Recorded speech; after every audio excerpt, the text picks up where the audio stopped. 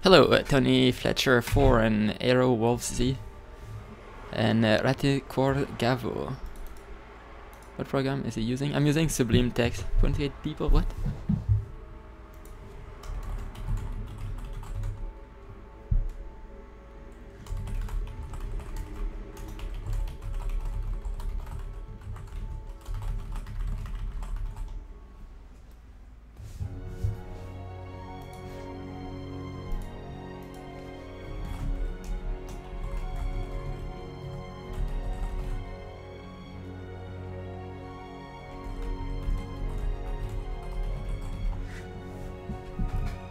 Welcome everyone, by the way.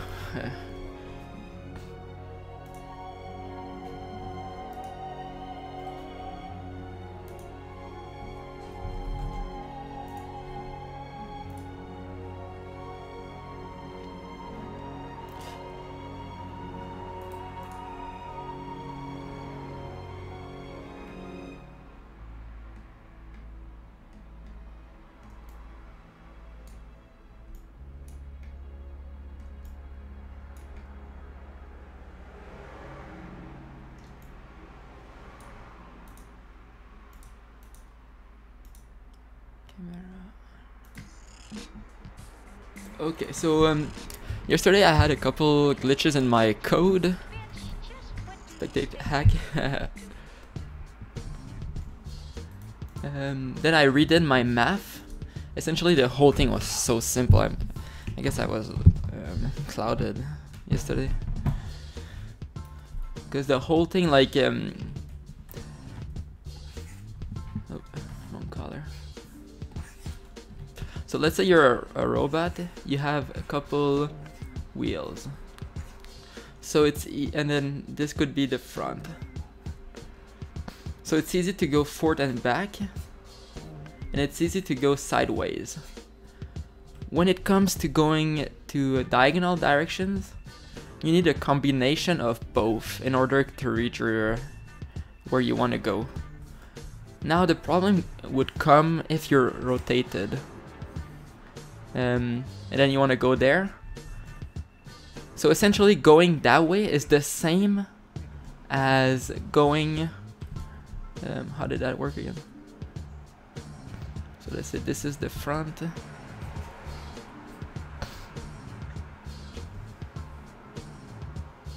So this is the same as having the point be right here. So essentially the right way to coordinate all of that would be to go as like to when you're here, you just need to act as if the point is actually higher up. So essentially, if you have here, you have an angle.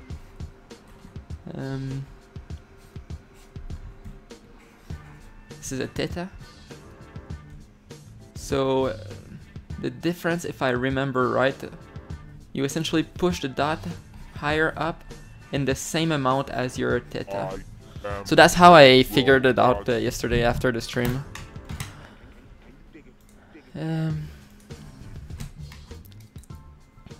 Thanks for the follow. I didn't see who did the follow, but oh, actually it's Robocup. Yeah, thanks for the follow.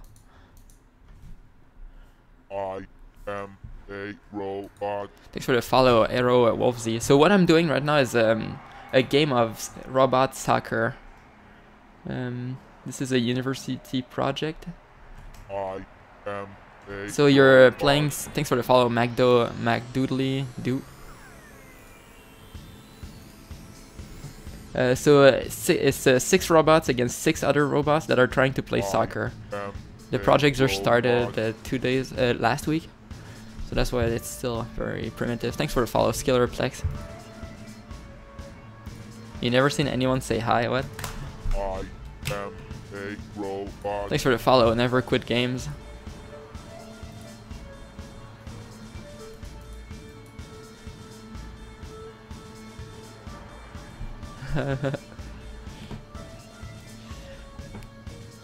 Anyways, so okay, actually I'm gonna toggle the camera. There you go.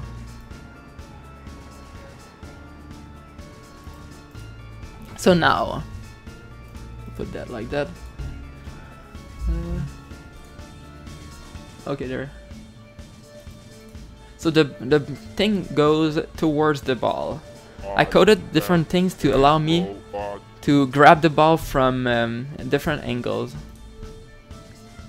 I really want to see the bot better, actually. You love me. I'm also interested in coding. Do you have an email I can send you? An email you can send me. Or you want to contact me through an email? You can contact me through Twitch. Okay, I need to show that. So I made different codes. So let's say the ball is there. I have different things to rotate around the ball from my current location. You can also rotate the other way. And just make sure you're looking at the robot 0 right there. Perfect. That's you on the screen. Oh, thanks for the follow, Shansi Carrier. Sorry,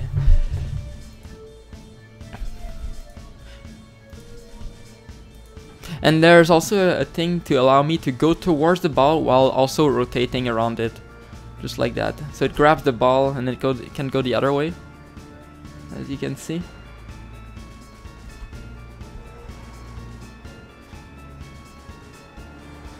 And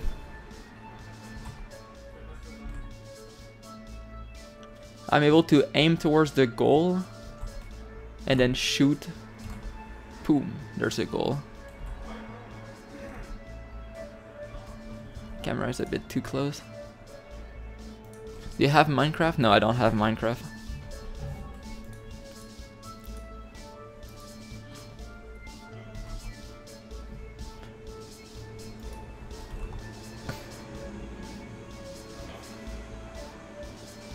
So as you can see, it's going towards the ball.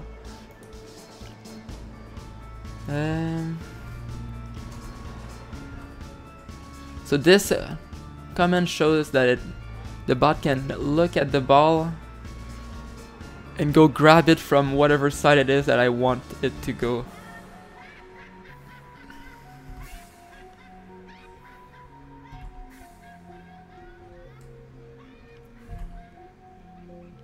So this says come at the ball from that direction, that direction. I'm not sure how to explain it better because I don't have the coordinate system on this. There you go.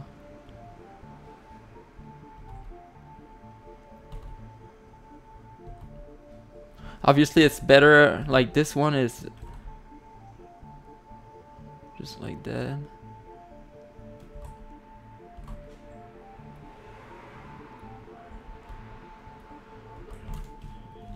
Boom, goal. So it can go towards the ball, it doesn't need to face the ball, like the code figures out how to go towards it. So now it can go grab it again. And I'll zoom out just to show you that shot. Boom. Oops, did I miss that?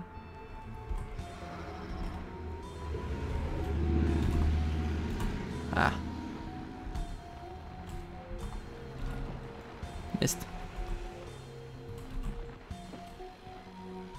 Okay, so what I want to do now, I want to figure out how, like based on where everyone is located on the field, how do I figure out where should my guys be? So let's try to think about that for a sec.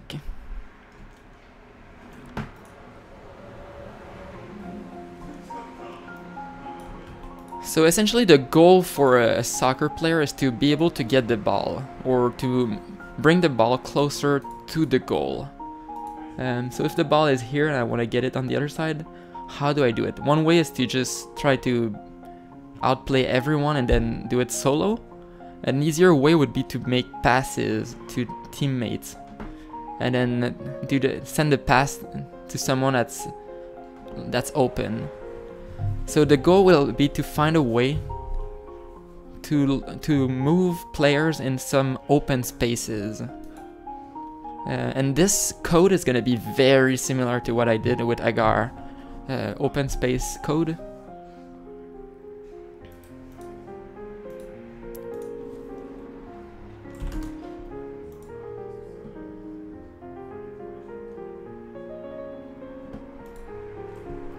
You're playing Agar. Yeah, okay. It does depend on their role, but I'm more of the mindset that a bot shouldn't have a role per se. Because at the end of the day, what's inside the robot, I'm pretty sure is gonna be the same for all of them. So there's nothing really that differentiates a player from another one, except for where they are currently located on the map. Obviously there's always the goaler, which I believe you can only have one guy in that zone.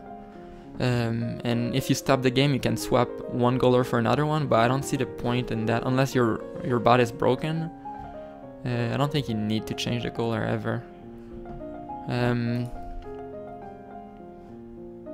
So I don't want to do like a striker or let's go check what you said, a midfielder. I think it's more interesting to do it so that the closest guy, like I mean, based on their current position, go to the best location. Like you don't want one guy that's on the right now to go on the left while another one from the left goes to the right if they're not in their current position. Like anyone should be allowed to go and attack. I mean, I think that's how you do it. I don't think you're supposed to. I can always go check the rules. Peace, Robocup, PMC. Wait, why is your name Robocup? I just noticed actually.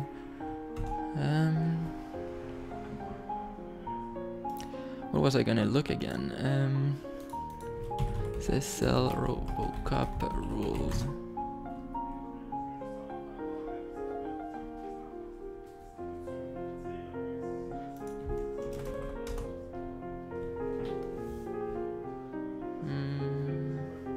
Was that the right side?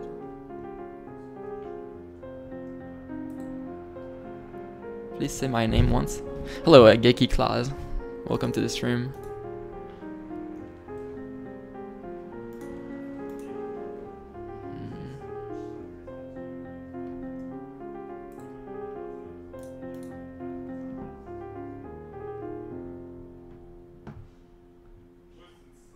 I remember seeing the rules on a PDF. I ask you loads of questions. Sorry. Did you use Sublime Text or Python? Sublime Text is my editor. This is Sublime Text. This thing here. But Python is the code. So I guess you're right on.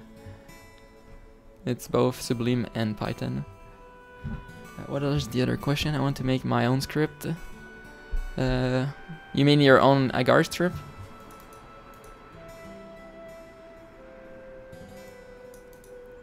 Your Skype or delimity will kill you. I don't share my Skype publicly, but some people have already managed to find it. So when people find it, I usually add them. Otherwise, I don't share it publicly. I'm scared of DDoS. Kappa. Okay, rules 2015.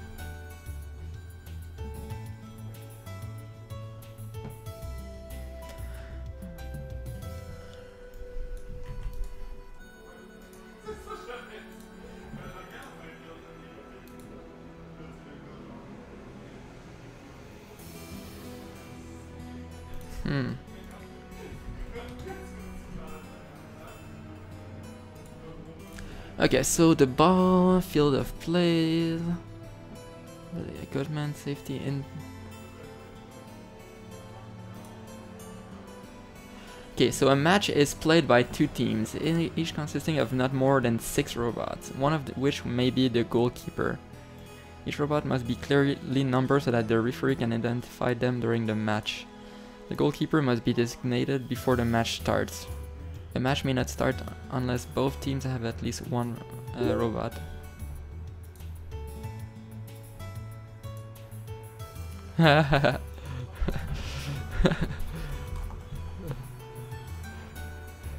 Wait, where is that? Oh, that's yeah. Okay, that's cool. So I may not start unless both teams have at least one bot.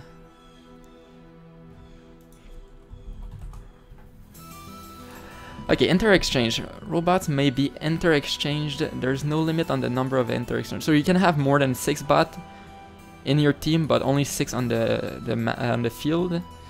To exchange a bot, the following condition must be observed. Interchange can only be made during a stoppage in play. The referee is informed before the proposed interchange is made. The interchange robot enters the field of play after the robot being replaced has been removed. The interchange robot enters the field of play at the halfway line.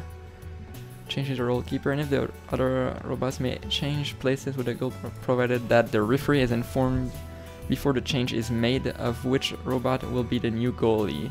The change is made during a stoppage in the match. The referee indicates the number of the new goalie, which is sent by communication link to the teams. Okay, so yeah, so there's one goalkeeper, and then all the other bots, they don't really have anything special. Can you shout my name? Then say derp. I always wanted a famous person to say that. I wouldn't say that I'm famous. It's really annoying to get working, at least for me it was.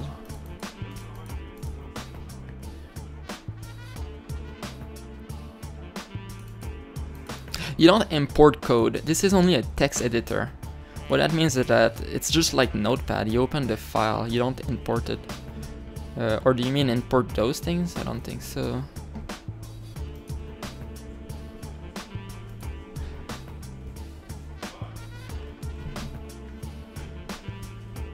Okay, so how would I go about working with open spaces? Let's use my pen. So now there's a field. Let's start with two bots. And there's obviously the goal right here.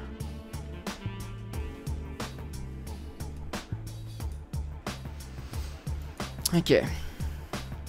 So let's say there's let's say I'm going that way. So the ball would be, let's change color for that. The ball might be here.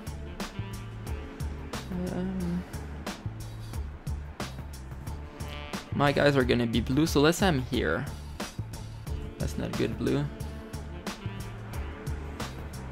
Let's say there's one guy here, and there's a bad guy. He's playing alone, and he's blocking me from shooting. So obviously the best way to go about this is that you need someone like that guy here. You need him somewhere on this line. Then I can shoot here to go that way. Okay. Actually, how do I know that someone is blocking? That's actually the first question.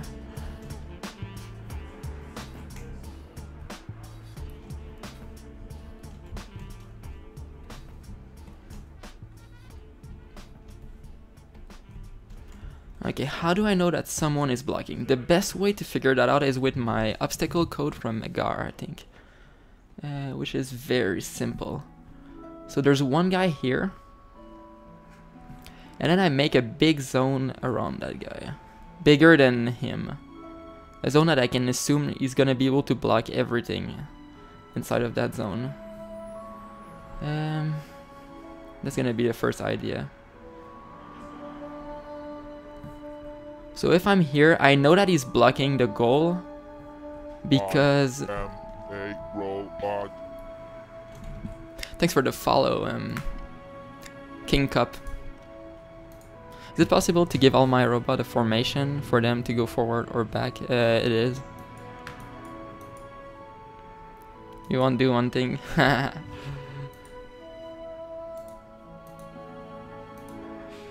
Where are my mods? Kappa.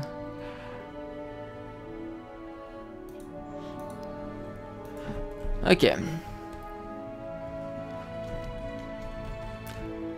So if my line crosses this, I need to push my line so that it doesn't go towards it.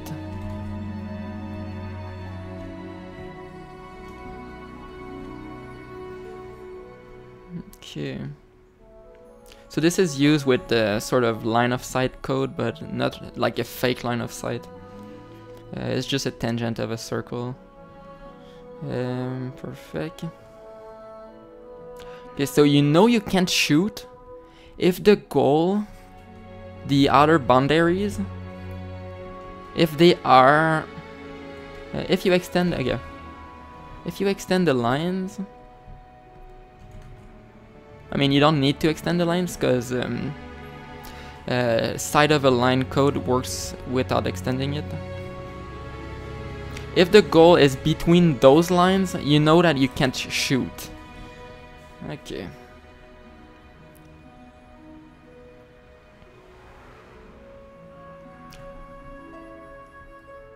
So how do I know open spaces?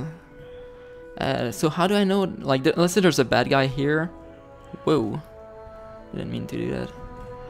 Press my button on my, okay. If there's another guy right there. There might be another guy right there. How do I know where to go from there? Okay, let's ignore the goal. How do I know who can I pass to? The easiest way to do that is with this. I take it for every enemy that are on the map. I do this, like that. Those are like angles. So for enemies, now I know that I'm looking for open spaces. And open spaces is a range, so this is a range. Let's put this in red. This range here is bad. If I shoot anywhere that way, it's bad. What is left, if I reverse that, is what is good. So this here is good.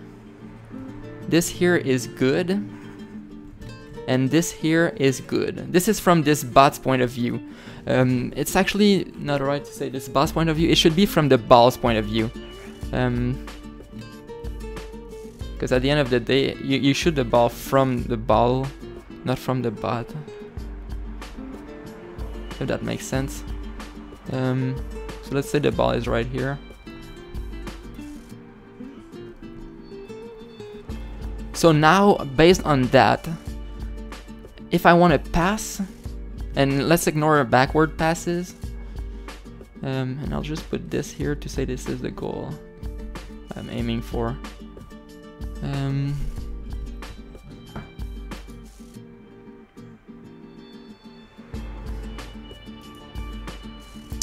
Okay. So I know I can pass to someone that's inside of this zone, based on the angles from me to them. If they're in this range, they're passable, because I can, like, this circle is adjusted based on where the current positions. Anyway, so I know that someone here can be passed to. I know someone here can be passed to. Obviously, if you're in the dead center of this zone, it's the best possible outcome. How long have you learned coding? I learned in 2009, and I've done a lot of projects since then. Let's put that purple. So this guy is in a good spot because he's in the dead center of this open space zone. This guy would be a good, like, I mean, it's towards the goal, but this guy could be passed to, because I don't think anyone here can intercept this pass. A guy here could be passed to. You wonder how to code? It's not as hard as you think it is. Obviously when you start it's hard, but if you do projects you're gonna learn quite fast.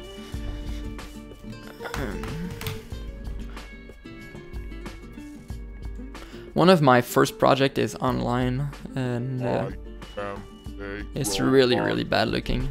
Thanks for the follow, TGJ 45405. Coding is easy, but AI is hard. It's not hard, you just need to think about it. Like right now what I'm doing is I'm thinking, how can I figure out where to move? And I think this is one of the best way to figure out where to go.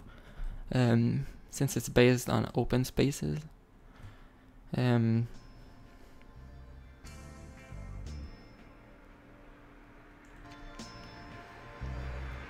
Because it's really, when you start to analyze the field that way, it becomes very like you say, this is a bad spot, this is a bad spot, so I don't want anyone to be in this zone. And if this guy moves, then the zone get updated in real time, and then you figure out where to go based on that.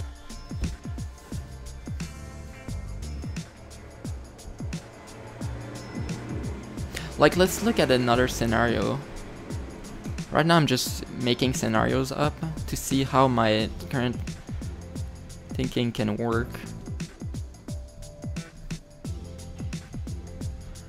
Okay, this is kind of small to work with, but oh well. So let's say there's a bad guy right here, a bad guy right here, a bad guy right here, with their zones around them.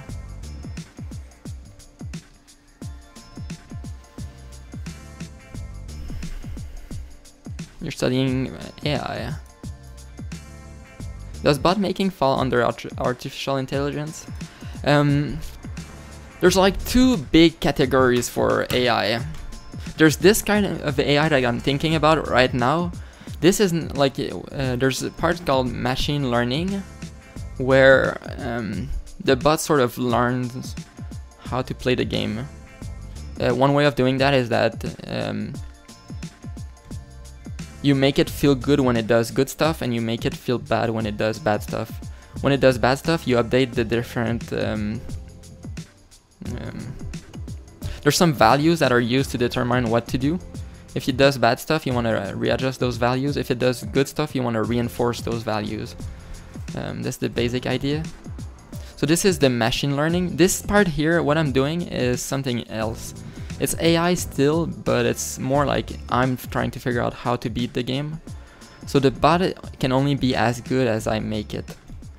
While for machine learning, if you code it right, given, for example, 200,000 games, it can become quite good. Obviously, machine learning is really slow, and unless you do it right, it can, like during real-time play, it can be really slow too. And with this, we're working in real time. I think they said 60 times per second that this thing is gonna be run, so it needs to be really fast. Yeah, I'm figuring out coordination. So let's say I'm here. This is too dark.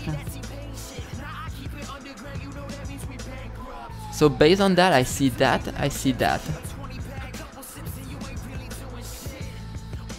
This whole area is bad. Everything else is good.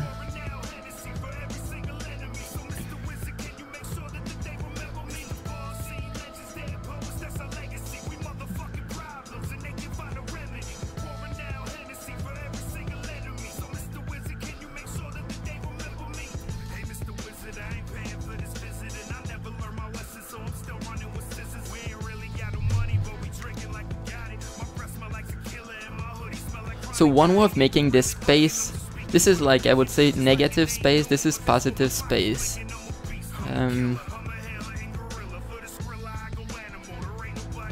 If I had one guy right here, this guy,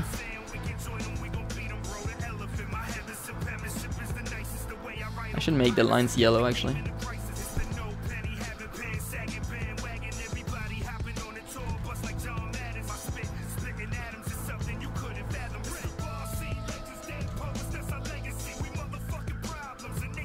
So from that guy's point of view, this whole thing here is bad, but this whole thing here is good. I'll make it smaller. So now based on that, you can see that this guy sees that guy. That guy is in this green area. And this guy sees the goal because the goal is in that green area. So essentially, you know a bot is good if he's able, if he's in, okay, so a link. We can think of this as a link. Those two guys are linked. If there was, I mean, another bot right here, then this guy is bad because he doesn't have direct line of sight. From this bot to this bot, there's no direct line. So you can just pass through there.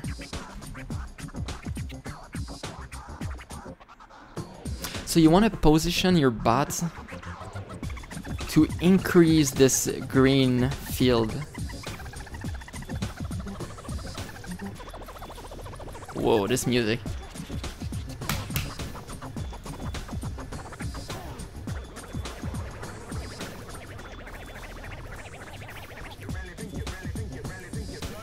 Can you please play Agar? What coding in what language? I'm doing Python right now. I could use through AI, like neural networks, but it would make the project so much harder. Like this seems so simple. It's almost as if I already solved the game. So I just need to code it, and the code for that is done. I coded that in my last project.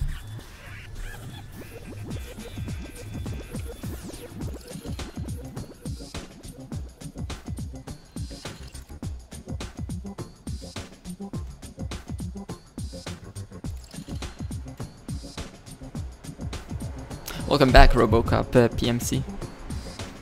Will you post the script of this online? I want to study it. The script, yes, SSL. Oh, whoops. I don't have my bot.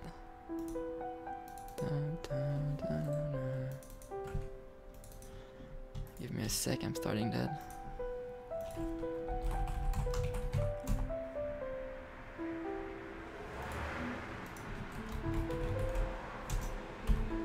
And you have a GitHub account, yeah.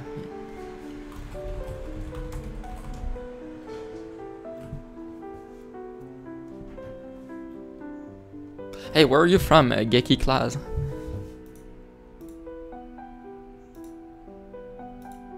Are you also participating in this tournament? Cause I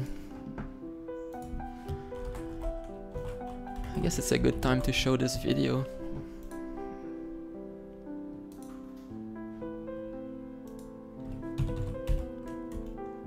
Oh, I'm connected to YouTube, interesting. SSL Robocup.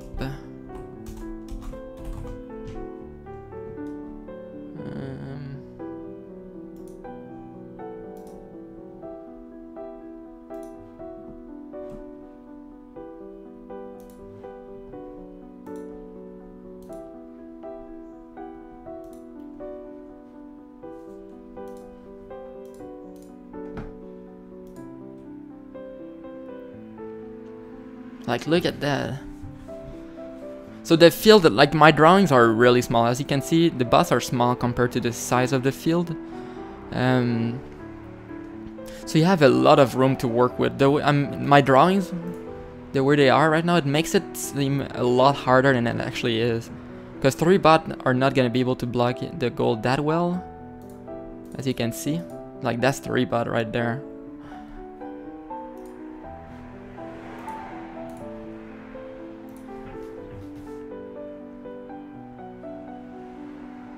So yeah, the code is gonna end up controlling robots that are exactly the same as that, but instead designed by our team at the University Laval.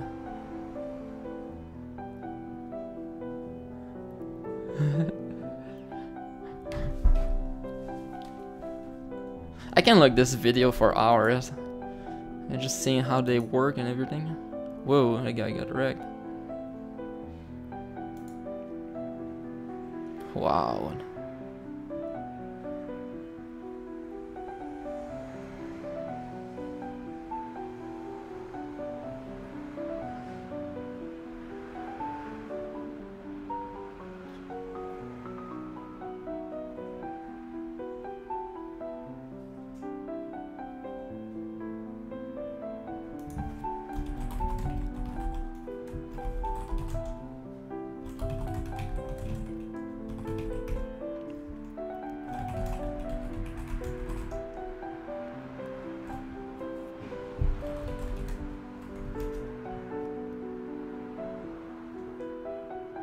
Yeah, this project is pretty big.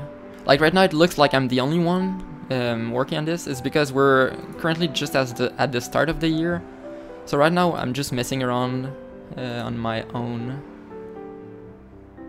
But I'm not alone. Like this is just for the programming. We're at least, I believe, 8. Oh, what is that? And then there's 10 new guys at least that are getting their formation. So I'm just taking a head start, thinking of different strategies. Whether they end up in the final product, I'm not sure, but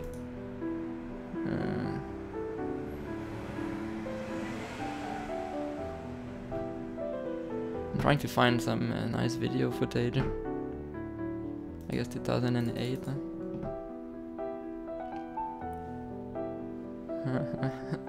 Ads.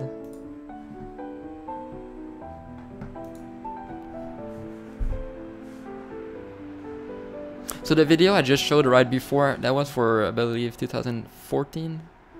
Whoa, that was fast. Yeah, I'm making the bot play soccer just like that. No, it's not online. So right now it is virtual. I'm using something called GR Sim. I am a robot. Thanks for the follow, Eric Tata 1601. So this thing, oh, the bot is still trying to control the ball.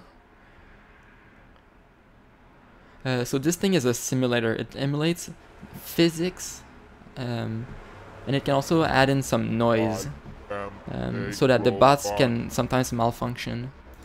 Thanks for the follow, Aaron. So obviously during a real live play, anything can happen. Like your bot could fall over, it could get knocked over by another guy, the ball could curve. This thing tries to simulate that, so there's a little bit of margin for error. Right now what I'm thinking about is it's just like a perfect world where I can do a pass always, like 100 of the time. What do you think about Raga PW? I think that's cool. I've never seen it in play, but I don't play much Agar anymore. So like this assumes perfect conditions. Later we're gonna be handling error. Because if you look sometimes in these videos, there's some passes that are. Have you heard of live coding? Yeah, I've heard of live coding. I don't stream on there, but I do have an account. Whoa. Does those goal count in soccer? Since he shot from the other side of the line, I forgot. Or is that only in basketball? Wow. So right now in my code I made something so that the bot goes slower. That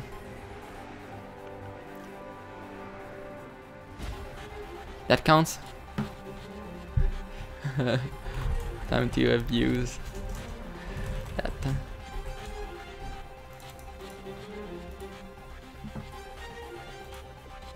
Wow, it thinks DEB is a color. Okay. Thanks for the follow, D Striker.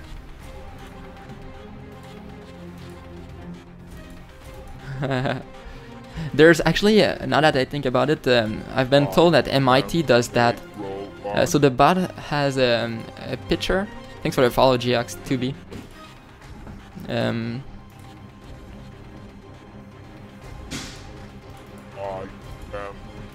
It's kind of hard to see on this. Thanks for the follow, Senlock.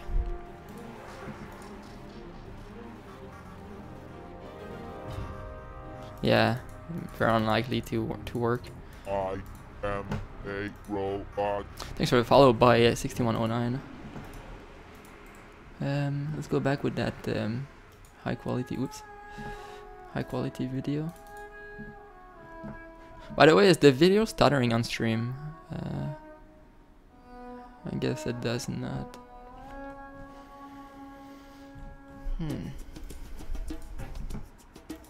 So there's apparently the MIT team.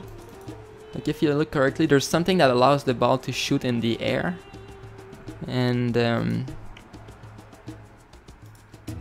apparently the goaler would just shoot all the way across the field, but from the air. And just goal like that. Boom.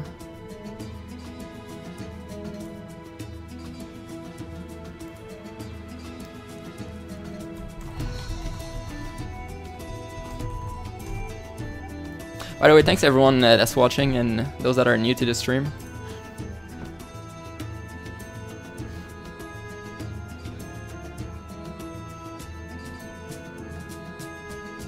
Oh, also, I probably should explain this, because I had a hard time understanding what was going on the first time I saw those videos.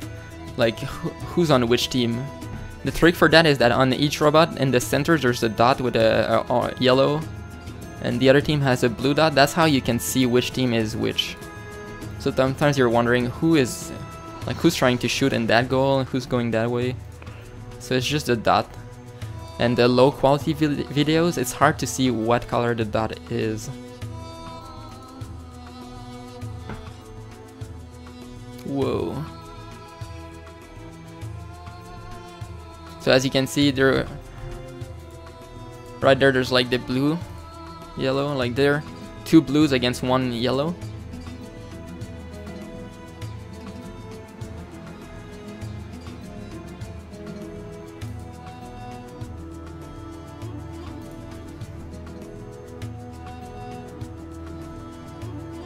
Wow. Peace, Yaki Claus. Have a good day.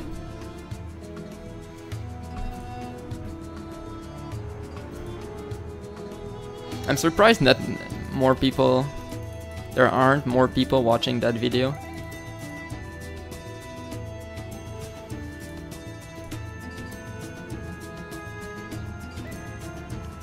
Okay.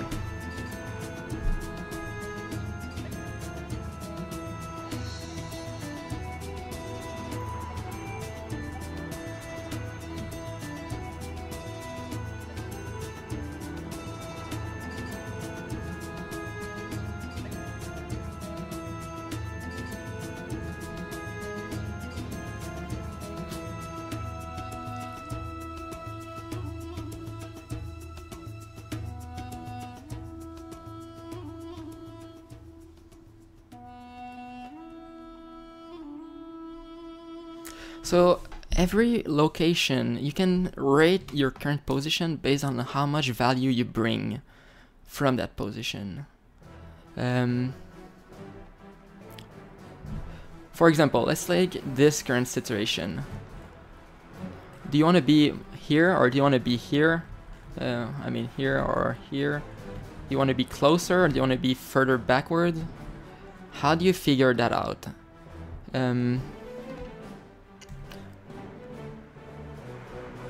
I won't redraw the whole board, but let's put that like that.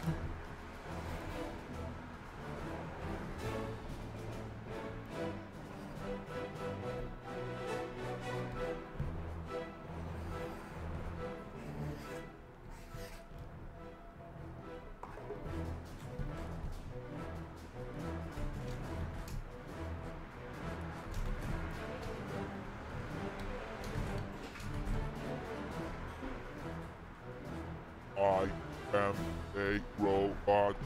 Thanks for the follow, Master Jaya.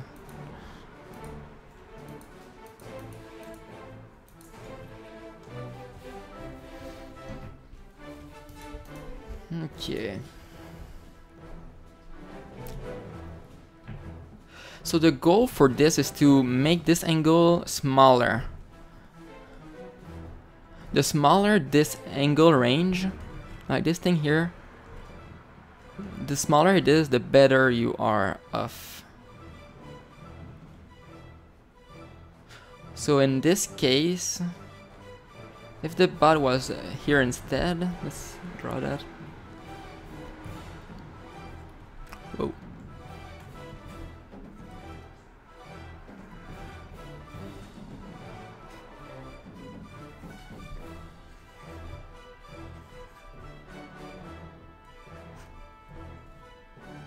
So if I'm a bit... I think I drew that wrong.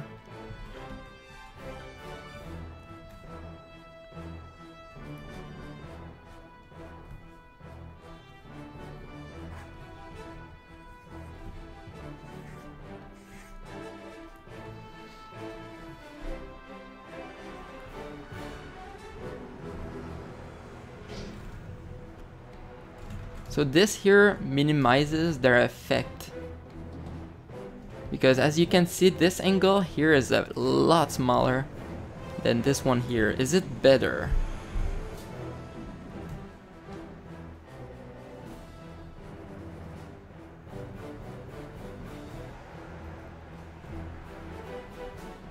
So this here is good because it allows you for a wider range of shots. How do I make it so that only this bot goes there? So this like would be a really good position if there's only if those guys are there. How do why do I mean, if every bot runs on the same code, what will make it so that not all of them go at the same location?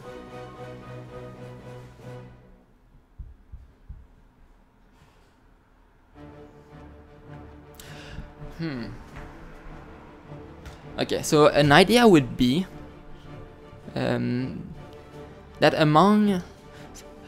One way would be to actually make every bot be on their own. In terms of positioning.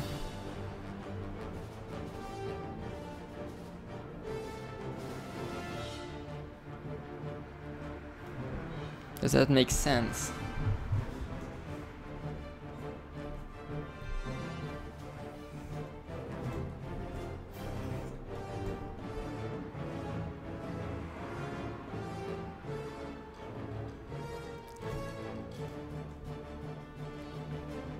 Because what we want to do is demark ourselves.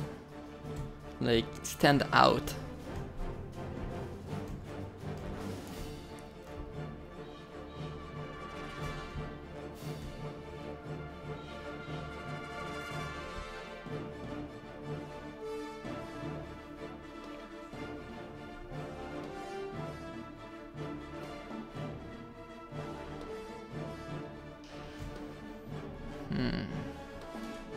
How do we stand out? Like, that's nice, but how do I do this? And what makes it like that this one didn't want to go there instead, and then we end up with two guys here?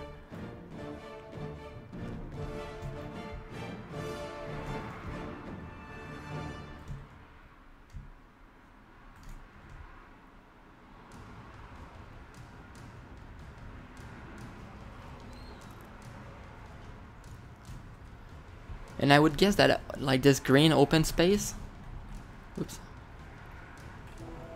it can have almost little value.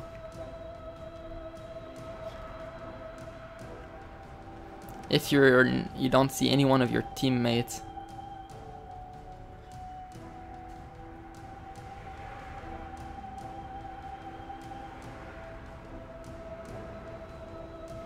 So a formula for value would be how far you are from your friends, or how many friends do you have in this zone.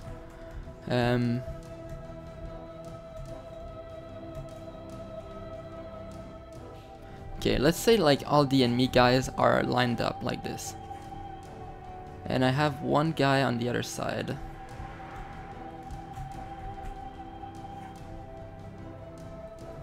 This obviously would be pretty good.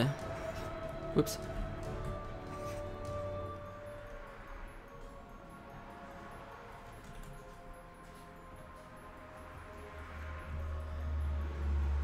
Yellow. I'm using Python for this project.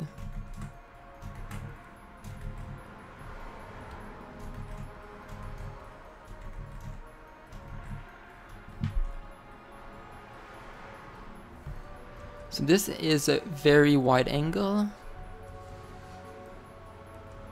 in comparison to this no man's land. But it has no value because my only friend is here.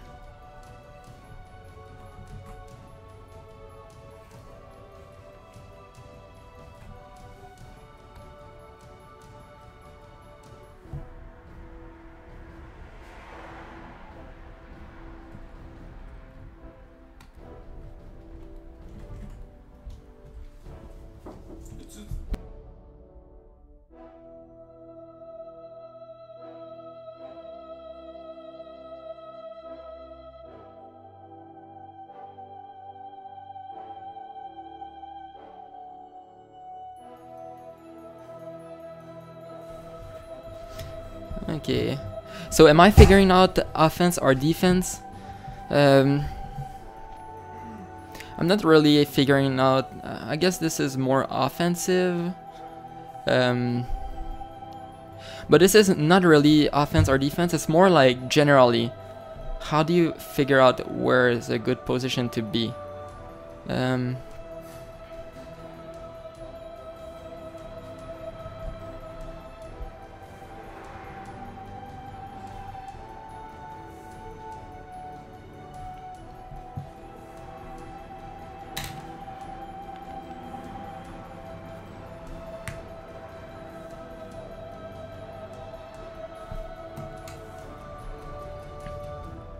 Okay, so the formula to figure out.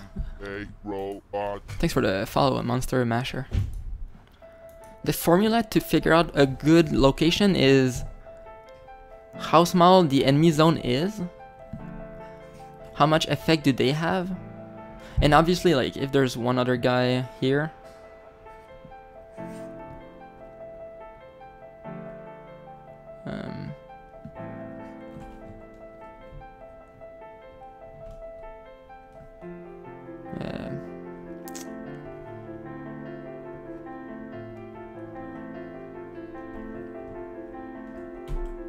I am a robot.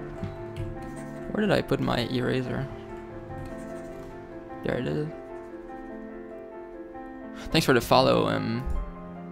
I missed you. Unjust PLT. This is Windows 8. I'm not gonna be installing Windows 10. I think I'm gonna just remove everything from my computer. Which pen was I using? This one?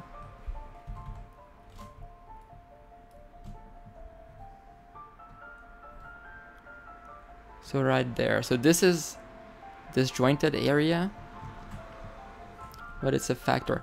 So the right way to know how much this position is worth is how much open space you have. Like, this is play potential, these open spaces, versus how many of your teammates are in your sight. So let's say this guy is here, this guy is here. I mean, you have possibility to shoot to 2 players. And let's say there's one guy on this side, one guy on this side.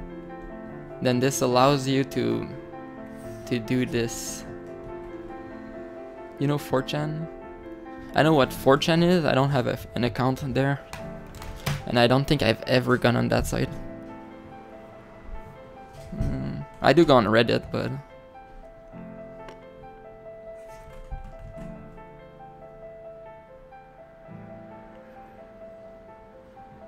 fuck you, Apostolic. The fuck? Did you ask a question and I missed it?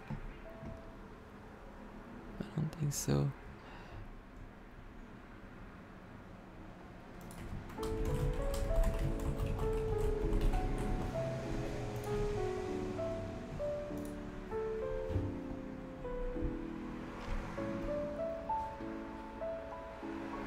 And also, how much is a friend worth? And I think the worth of a friend is how far they are. I think if they're in your good zone and they are very far, I think it's worth more than if they are very close. because when they're close, it's almost the same as being the same guy. Thanks for the follow, follow Deus. Am I programming the bot? Yeah, I am. Well, actually, like, most people think programming means doing this, like writing code. It's not. Programming is doing this, and this I can do on I can do away from the computer. I can go outside and write my notes. But now, since I'm streaming, I'm just drawing on this. But normally, if I wouldn't be streaming, thanks for the follow, Redstone 2078. If I wouldn't be streaming, I would be right now somewhere else, maybe in a forest or a park, thinking of this in my head. I am a robot. Thanks for the follow, XBRL C12. So this is a bit the algorithm behind what I'll be coding. So this is code. This is a bit like a... I'm thinking of different scenarios and trying to see how it is that I would solve that. I am a robot. Thanks for the follow, Darian Zambron.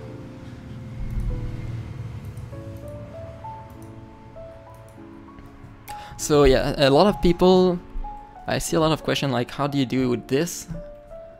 How, like, some people, they would say, I don't know how I would go about solving a soccer game for bots.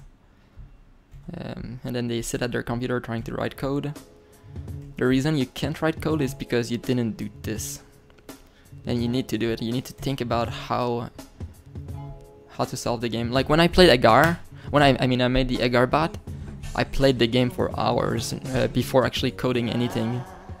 And then I tried to think, why did I do this in the current move?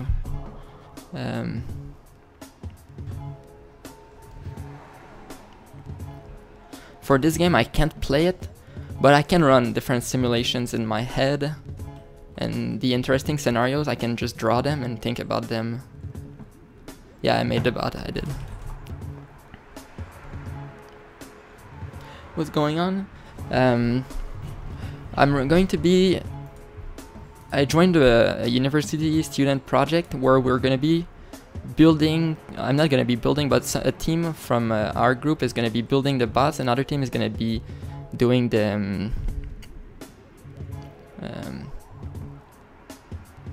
low-level programming. There's another team that's going to be making the chips.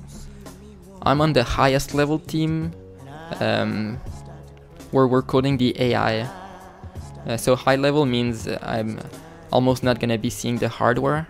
I can live in my perfect imaginary world pretty much. Within some constraints, but otherwise I can almost do anything I want. If I can think of it, I can code it, and then it's gonna be in the bot afterwards. Oops.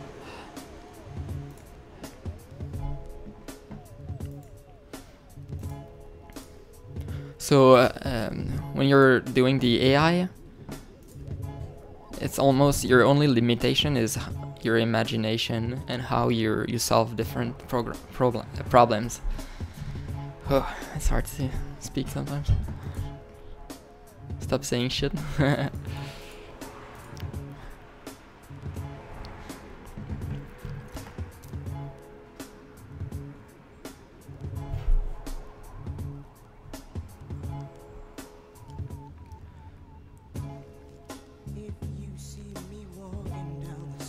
So in real time, a bot will always be looking to increase its score, its position score.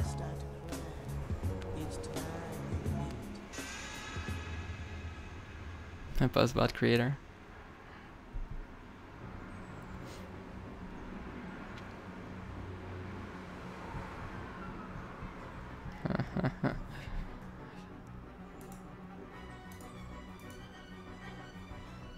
Oh shit.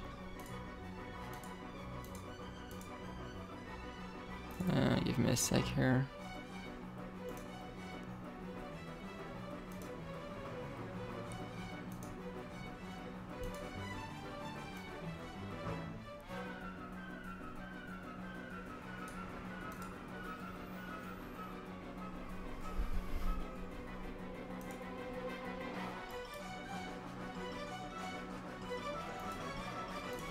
I didn't know this font didn't have any accents.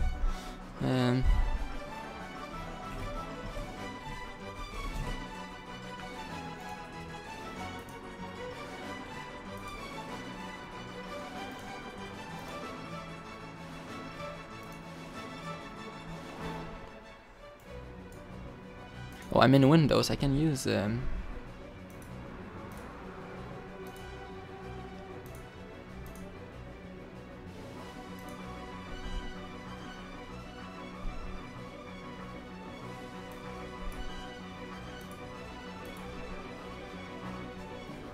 Okay, this is not bad.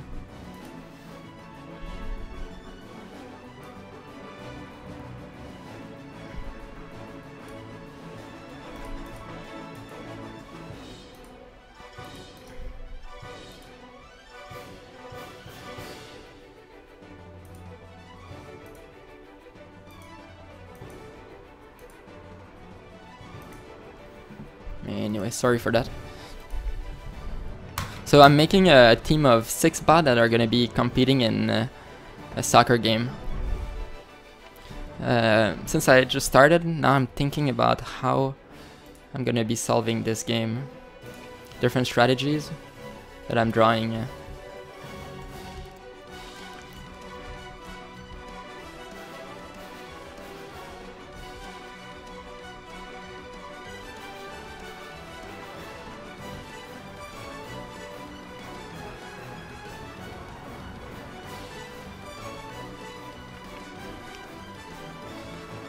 Okay, I got it. Nice. Ah, that was easy. Okay. So a bot at all times is gonna be trying to get pushed by teammates. So this guy here is pushing that guy. And this guy is pushing that guy, and this guy is pushing that guy. So every bot wants to spread. And also, if you're spread, it's harder. Like, they can at most put one guy on me. Because if they put 2 guys, then it makes one of my guys that's gonna be freer. So at all times, you wanna be optimizing your open space versus your negative space where there's an enemy, and also you want to push your teammates so that they spread apart. This is gonna be done with the same Agar code that I did, where enemies spread. So teammates are not enemies, but they're gonna be pushing you away.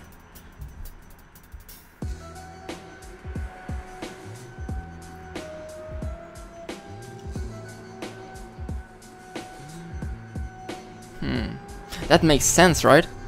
So I don't need to actually value, I just need to...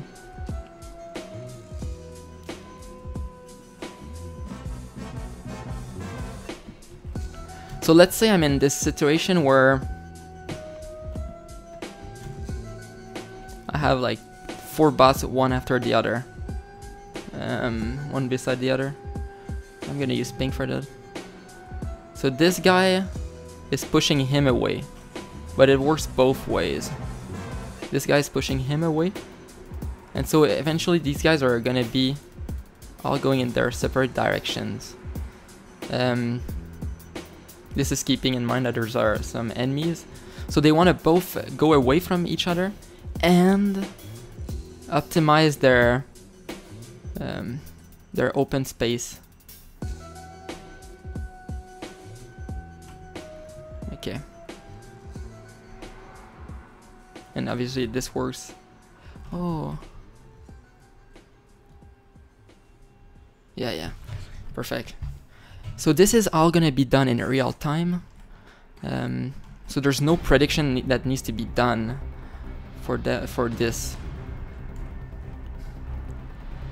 Like if that guy moves down, that guy's gonna react to this moving down in real time.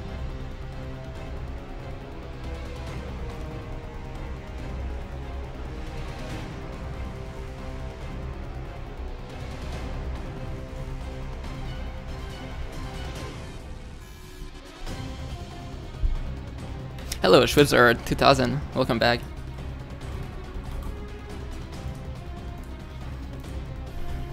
When will this be done? The whole project. Whoops. Know what I meant to do. Okay, I guess I reopened everything. The whole project is done for 2017, but we're gonna be competing among ourselves, and I think there's some inter-university in Canada competitions. I'm not quite sure.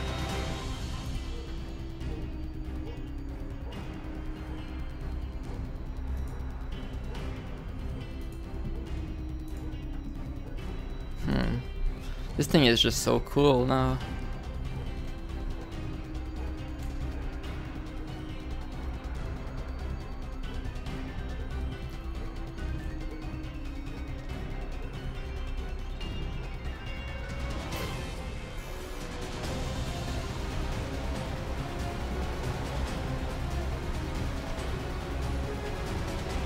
So doing this has a side effect.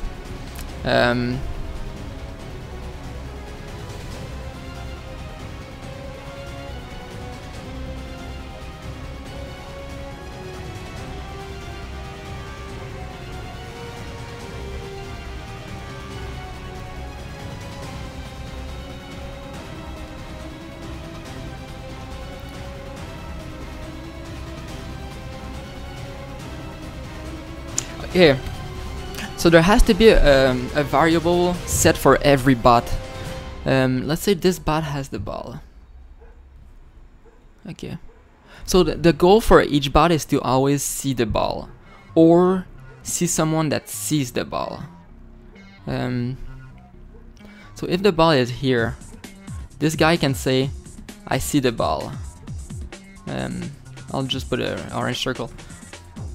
And this guy can also say, "I see the ball." So now this guy says, "Oh, you guys see the ball and I see you." Then I see the ball too.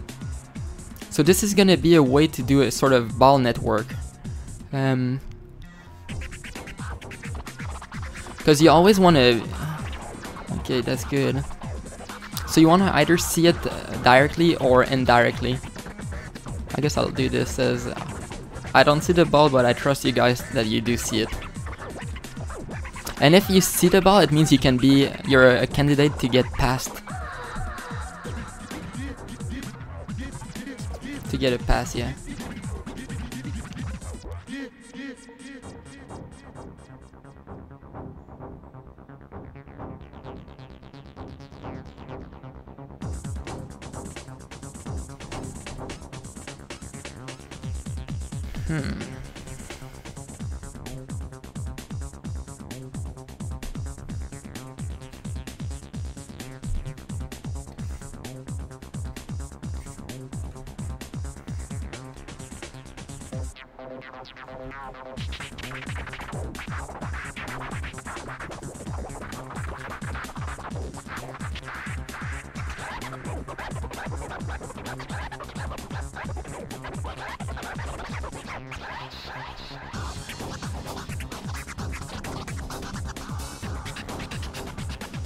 Who is Schwitzer? I guess you can think of him as a guy who plays piano.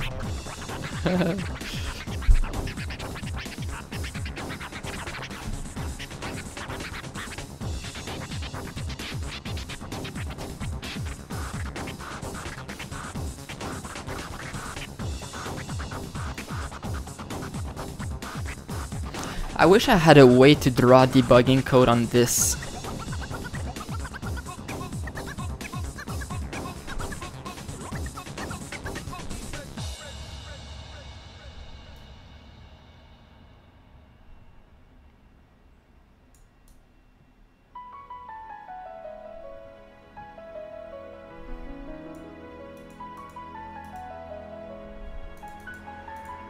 Oh.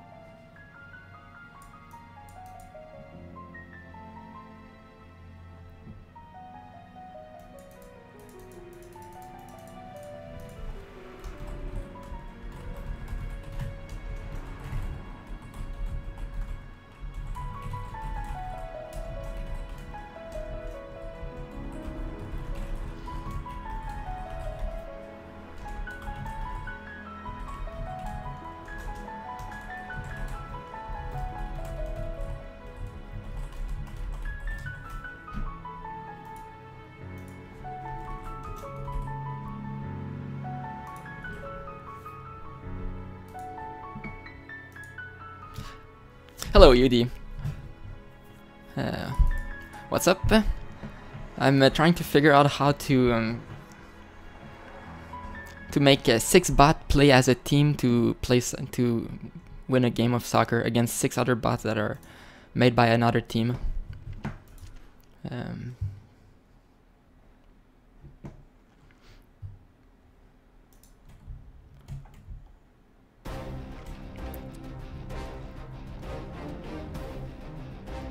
Before I get to some actual coding, I'm just thinking about this a bit more.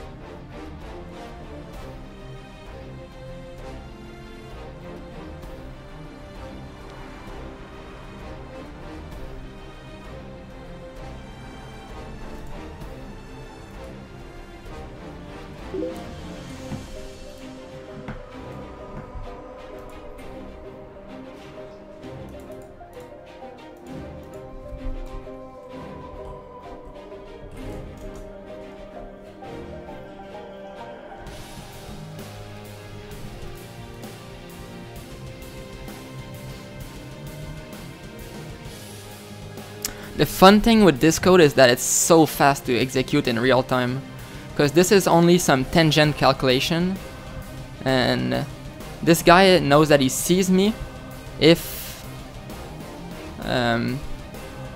just like I said at the start, you know you see something. I'll just redraw it again just to remind myself. If this guy is here and this guy is here,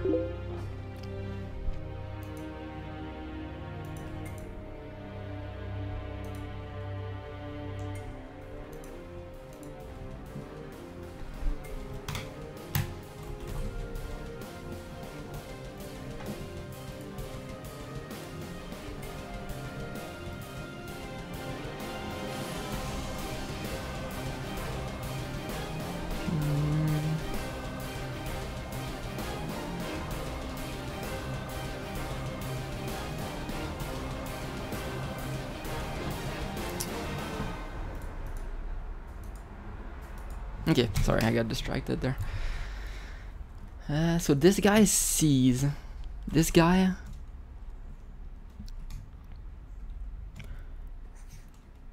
How do we know he sees him? Essentially, if I run through all the enemies in the game, so for example, there's a guy there, a guy there, and a guy there.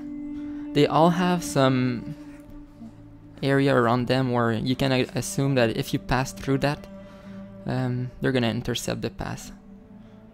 So now if my guy is right there and my other guy is right there, how do I know? So essentially, you run through every one of them. Choop choop. Choop choop. Choop choop. Just like that. So you end up with this area that's open. I mean, there's a little area here, but we can almost ignore it since it's so small. And there's here.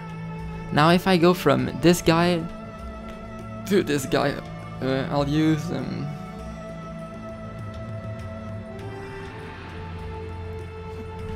I know that I can see him because that guy's angle relative to me, right now this would be angle 0. And just to make sure you guys know that, but this is angles, this would be angle 0.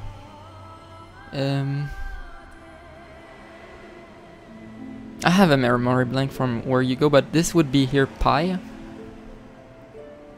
This is also 0 and 2 pi, by the way. Pi times 2. Oops, that's not a 2. So this is 0 or pi times 2. This here is pi over 2. This is also some sort of pi over 2.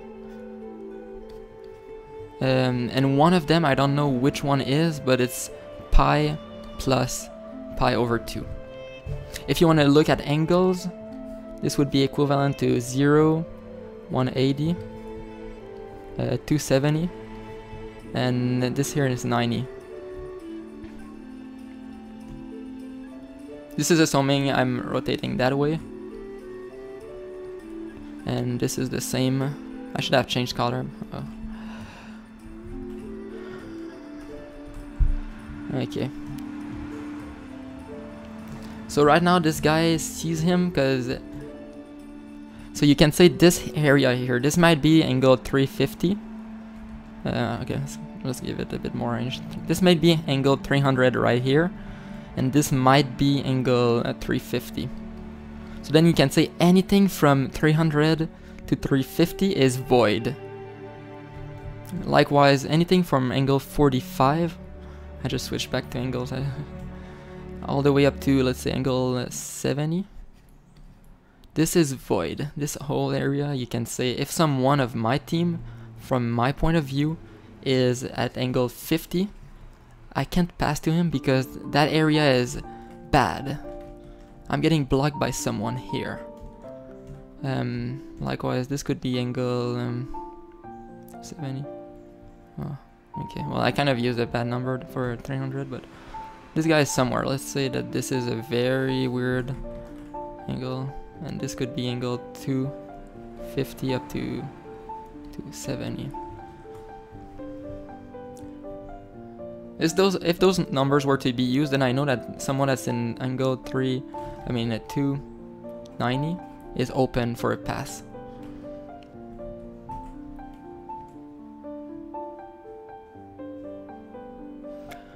Okay, so I'm a Swiss boy. Oh, just woke up. How did I not see that comment earlier? I really like to solve problems, but I do nothing understand from programming. I mean, to be honest, the thinking up, like what I'm doing here, is almost the most fun part of the project, where you're trying to figure out, and if it works like this on paper, it usually works too after you get to the coding. Hello, Darian Zambron.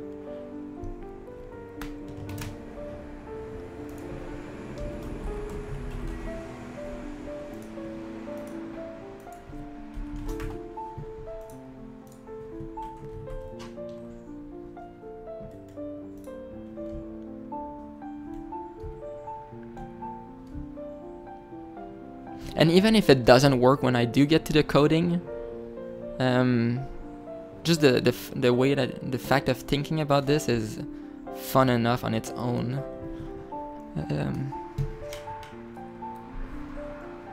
So you don't need to know programming to actually to have fun with this.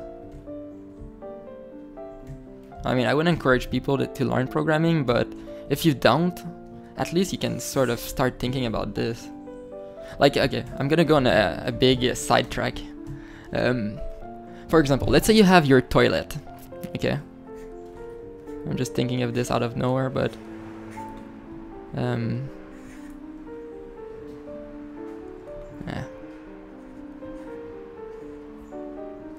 then the toilet is leaking. Okay, this is a bit like programming, so what I'm gonna be teaching you guys, and probably so those that do program, they probably know this already. So let's say your toilet is why did I put it in pink? And it's leaking. Okay, and then you're like, My toilet is leaking. What do I do? I've heard of crap code before. Yeah, there's a leaking toilet. Okay. What do I do? How do I solve this problem? And then you think to yourself, oh, that's easy. I so happen to have toilet paper. So let's use the toilet paper, remove the water. And then you figure out, okay, the toilet is leaking a little bit every few hours. So I just need to go and take my toilet paper and then remove the toilet once at a time. Like every time it does, I'm gonna take... Then you run into a problem, okay? That's duct tape. This is costing me way too much. I'm using too much toilet paper.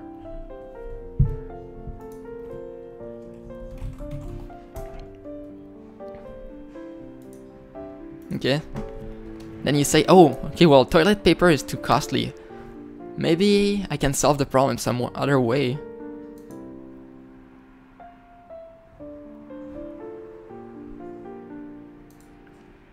Maybe I should, like, I mean, my toilet is here. Maybe there's my hand towel. It's right here. Then I'm gonna use the hand towel, and this I don't need to throw out. I can reuse how many times I want. So you start to use your towel, which is tissue, and you just remove the water once at a time. Then soon you realize, oh, the water there is leaking too fast and my hand towel is useless. I need 2 hand towels. So while this one is wet, I can use the other one and then dry this one.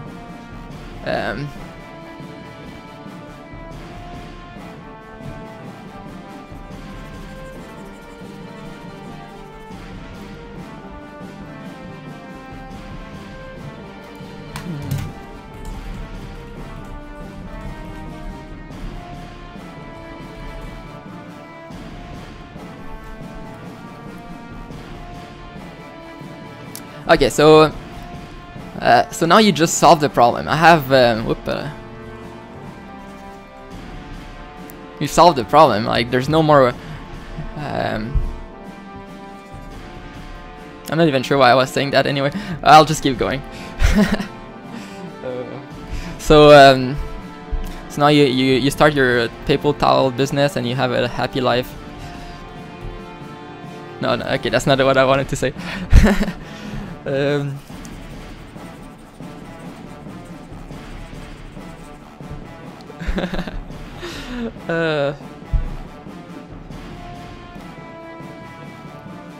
So I mean, you started with a little problem. You start to use the little paper towel, then you see the different problems with this system because you need to throw it out. Then you go with another system that you don't need to throw out.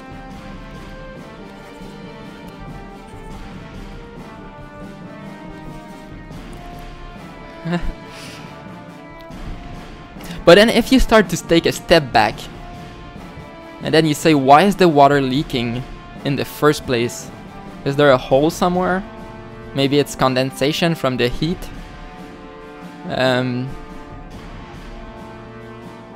So if there's a hole, you can solve it a lot easier than having to do all that work. And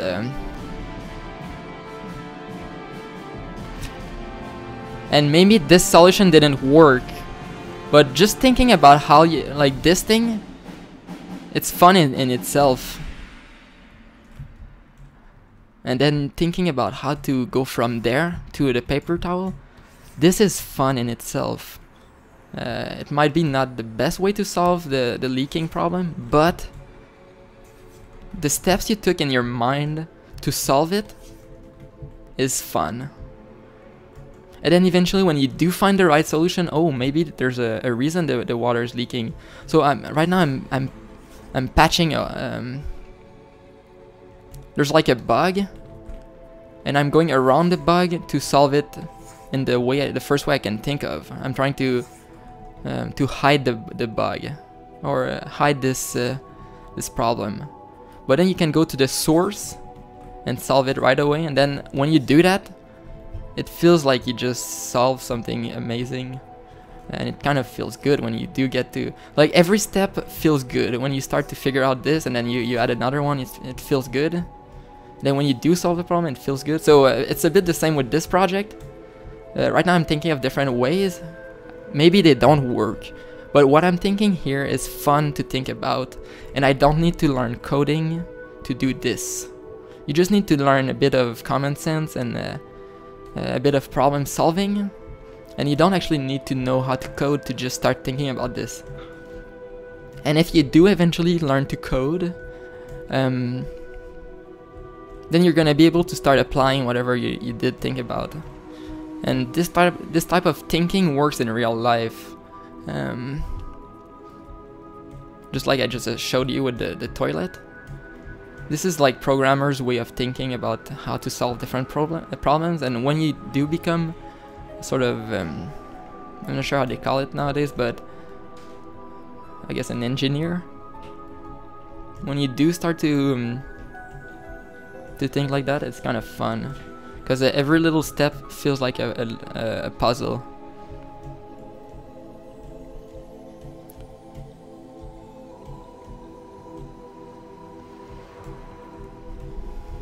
So that's why I like to do a bit of what I do with programming. And that's also why I usually just jump from one project to the other one. Because solving everything feels good, kind of. It's a bit like solving a Sudoku. You start to learn the rules for Sudoku, and then when you start to learn different tactics, different ways to solve them faster, it kind of feels good. You know what Five Nights at Freddy is? I hadn't heard the name. Did I ever watch that? I know it's a game, but I don't remember what type of game that is. Is it an horror game or is it a poker game? I forget. I'm gonna save that at least.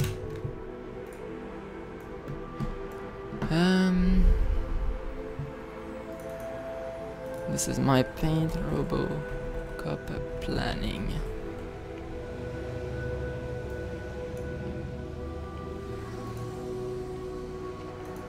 Horror game. Yeah, I've never played it. I don't even think I've seen what it is. But there's so many games I hear about and I know more or less what it is. I don't even bother to look at them. Like, I know there's a big game called Fallout 4. I don't even know what that is. I just know the name and I know people like it. In my programmer's mind, I learn the name, I put a black box and I say... and then I forget about it, kind of.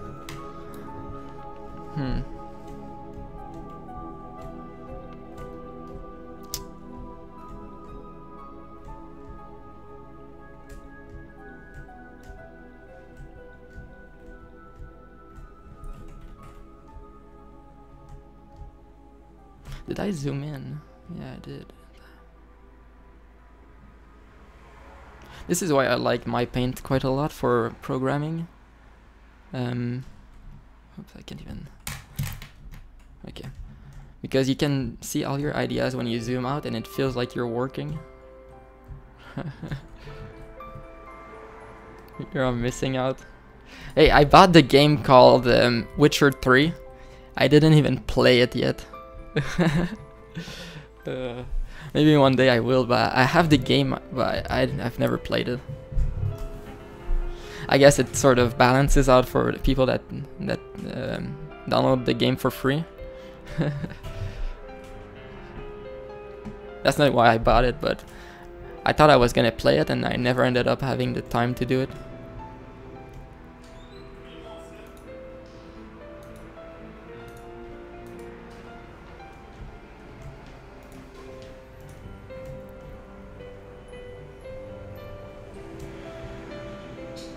Okay.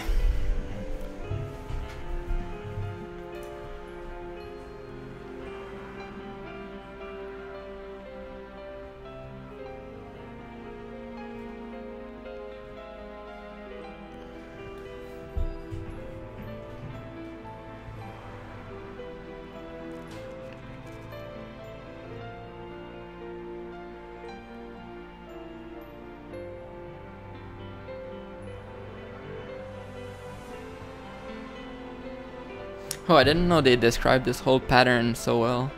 Like, so precisely. It makes sense. Oh, now okay, the other day I was wondering, because there's, let's say this guy, like this one, he's blue, and then he's pink, pink, green, green. And there's another one here, blue, pink, pink, green, green. You know the angle, and they're not the same because of how close they are. Okay, that's cool. I was wondering, how does the computer figure out that this is ID 5 and this is ID 3, since the pattern is the same? You see what I mean? Like, you rotate this and the green comes here, purple comes here. But I see now. I think for this simulator you don't see. Oh, you do see it.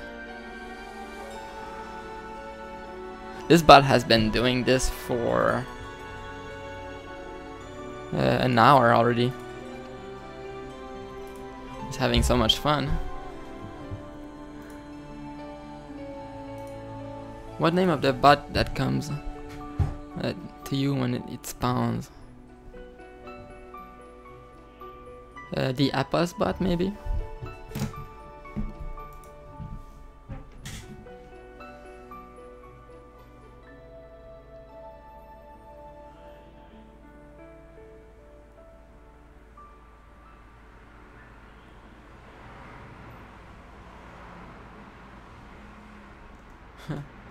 Dribbling. When will this be done? I'm not sure. It's gonna take probably months.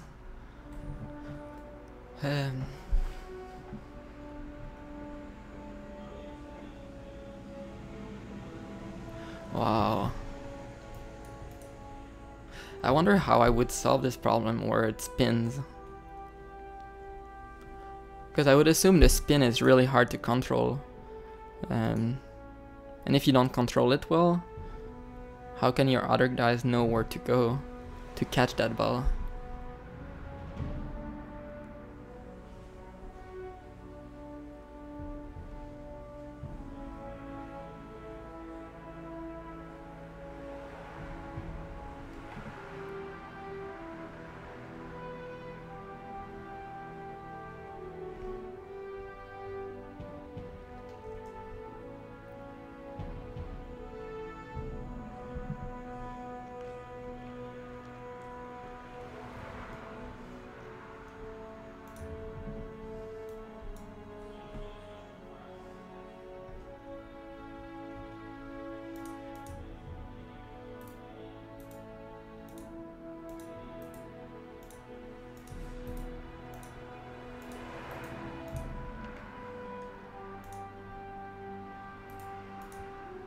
Since I've been doing a lot of theory, I want to a bit toy around with this.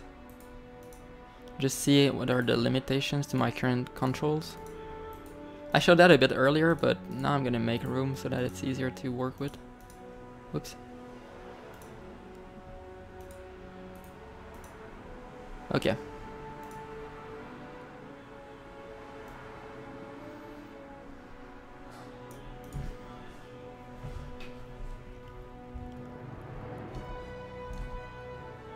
So as you can see, I'm able to control that. I'm also able to make it back away from the ball. I'm able to make it shoot exactly to the goal.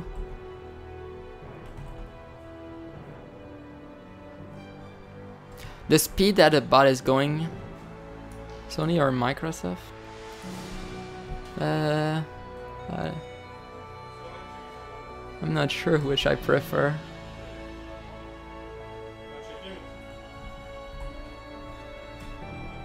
Watch this shot, if I can get it to.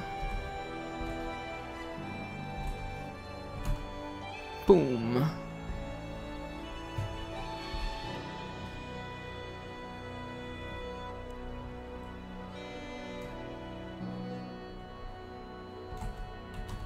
Boom.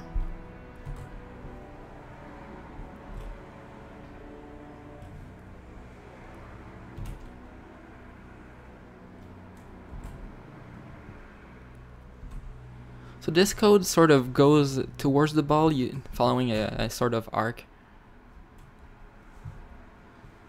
I believe this shows well on stream, right? I think it does. By the way, for those that don't know yet, all those videos are going to be uploaded on my YouTube after the stream. Oh, I lost the ball.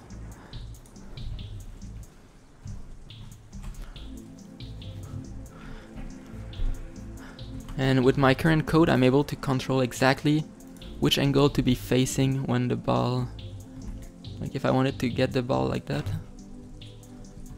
Boop.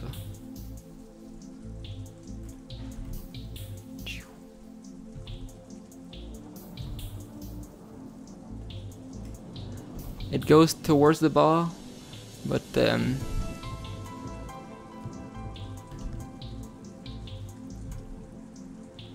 now it tries to get it, but when will the stream end? You want it to end?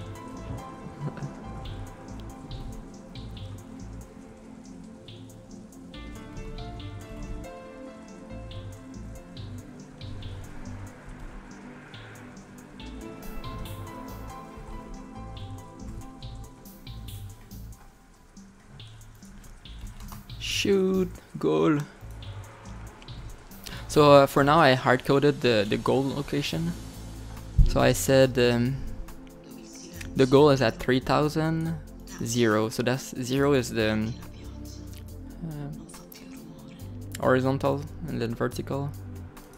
So 0 is the dead center of this line, and goal X is the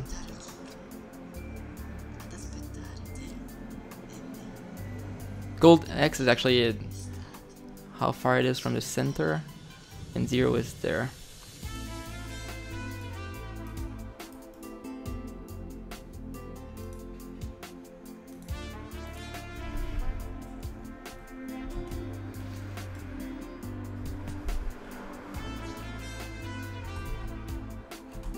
Boom.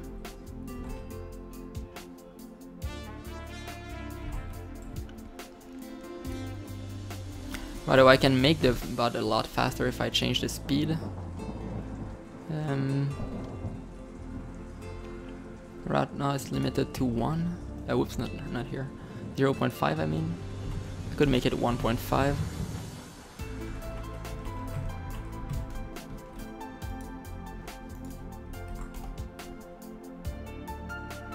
Now it's much faster.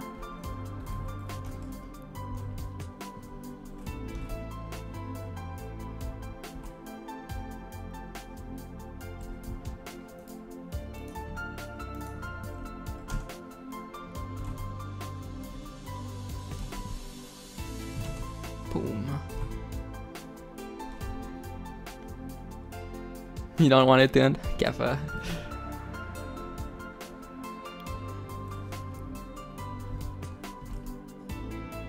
Now it rotates around it. The other way.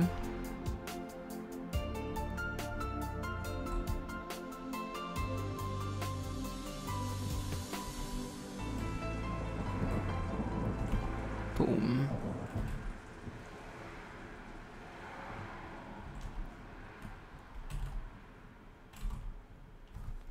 I can't grab it from there. Mode 7. And if you want to make it fake, I think that's too slow for the speed at which it is rotating. I mean, too fast for...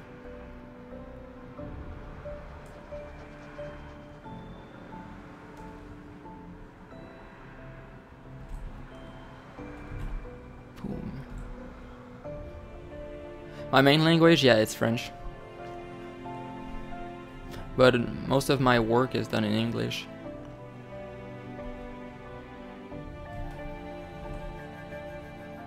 Oops.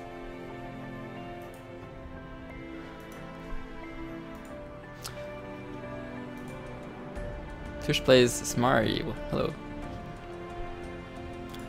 What language? You learn language? Yeah. I learned languages in school like Latin. Right now I'm studying Japanese. So I want to speak it by the end of the year. Then I guess for next year I'm gonna study the writing.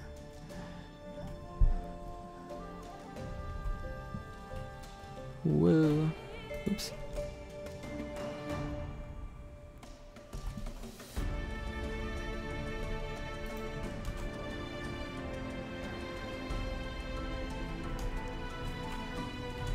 Oh, missed. No, the ball is lost.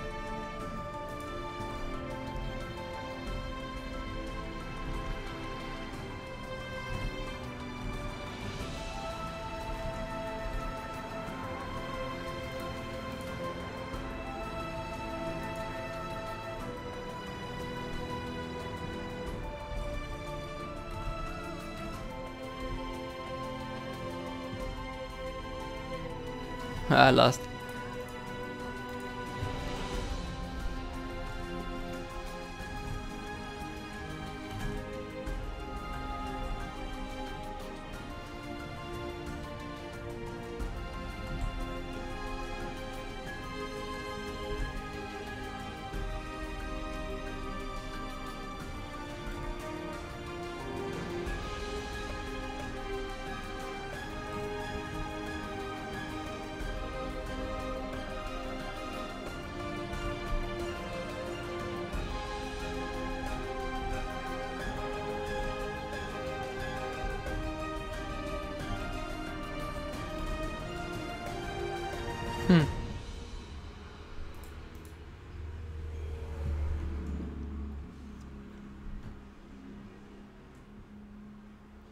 This is just too fast a bit.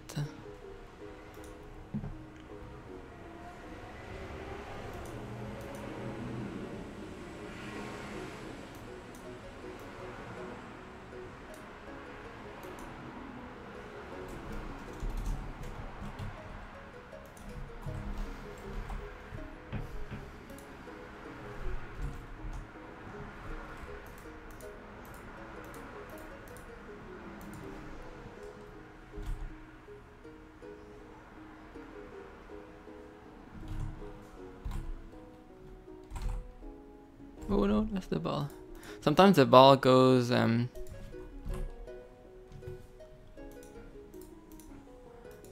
the bot and then it's lost.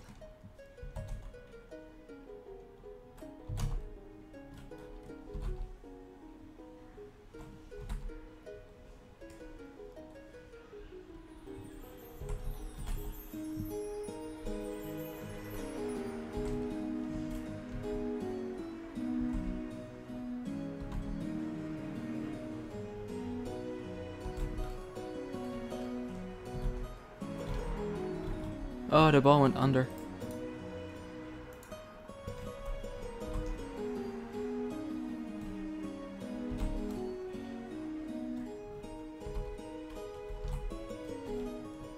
Missed.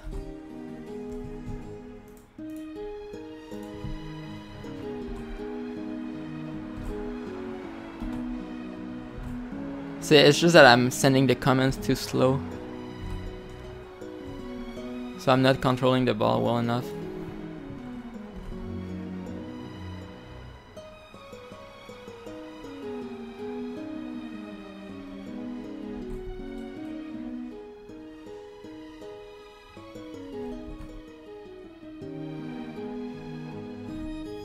Oh, we got it.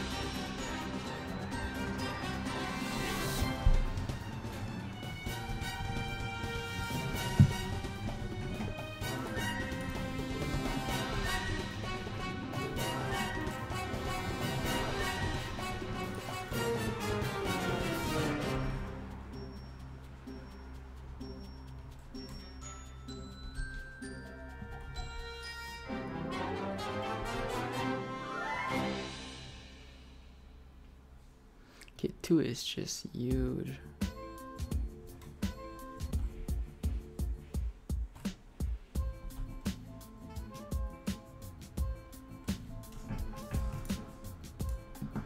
Okay, 0.5.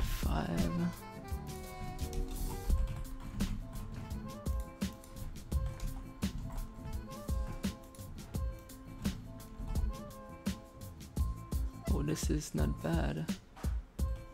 Or maybe it is bad.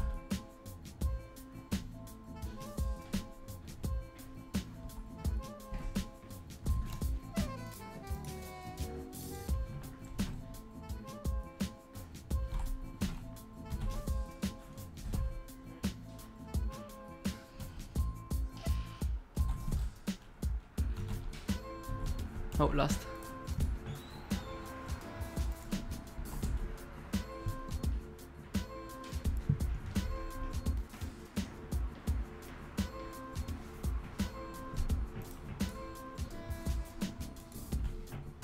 What Minecraft is? I've played it before, but I was playing on my brother's Minecraft.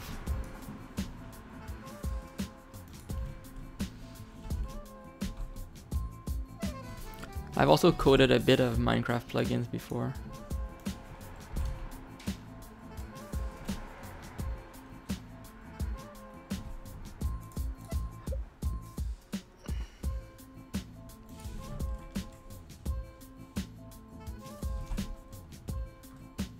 Lost it again.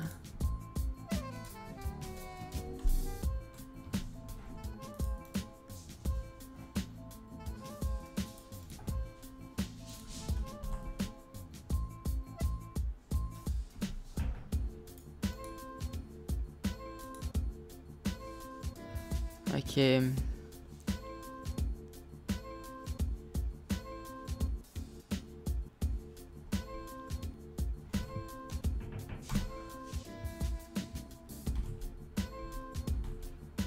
Oh, I'm not even focused. Hablo, no. Habo. Tag Pro. I played a bit of that.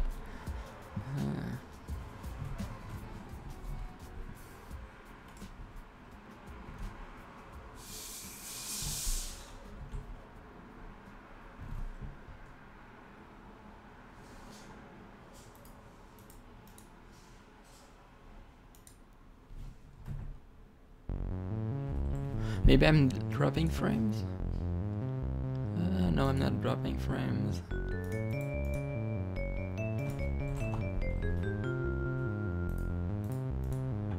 Oh, what?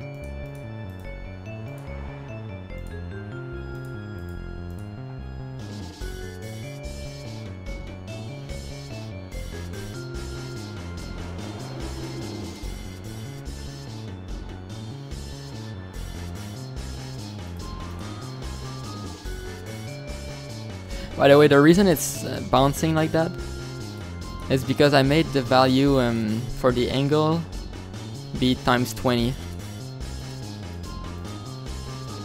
And the update code is, I made a little pause, maybe I should put it at 001.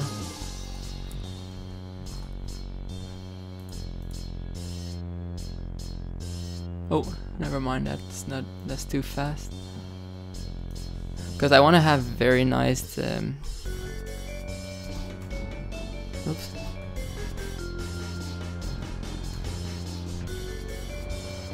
Oh, this works.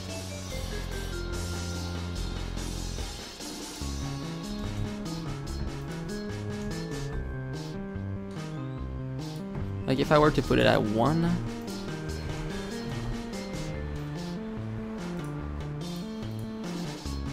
So now you see this, the update is way bigger. Like I could remove that.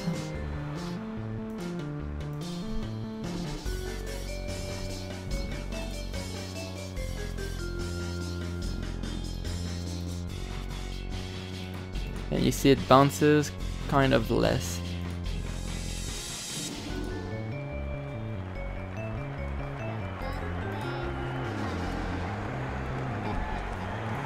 So there's maybe a couple of cycles that are too much. So the bot doesn't stop rotating as soon as it needs. On our real live robots, we can say rotate a certain amount, and then it doesn't keep going, it's just gonna stop at the right amount.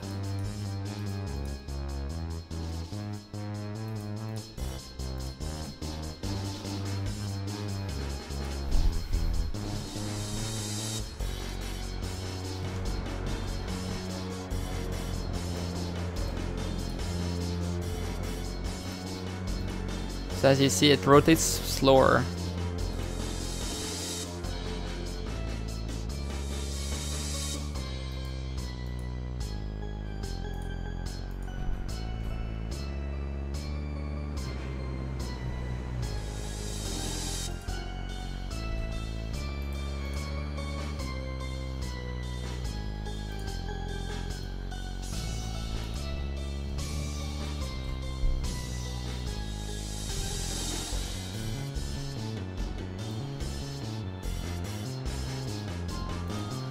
Yeah, too much velocity.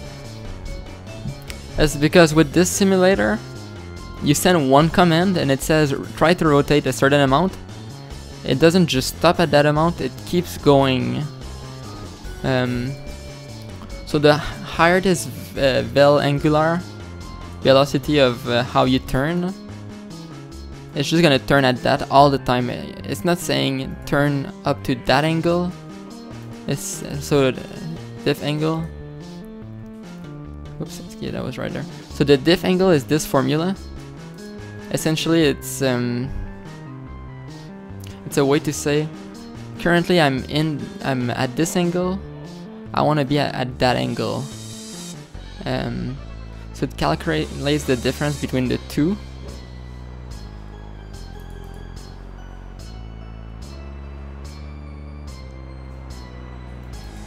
And then just to make it better, I put it times 10. If I were to put it times 1, you can see how this reacts. Oops. So as you can see, it's rotating really slow.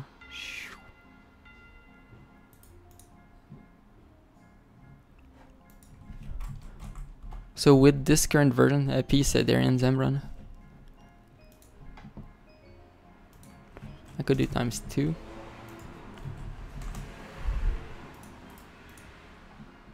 So now since it's rotating so slow, it's not gonna bounce because it doesn't have enough time to do an extra cycle.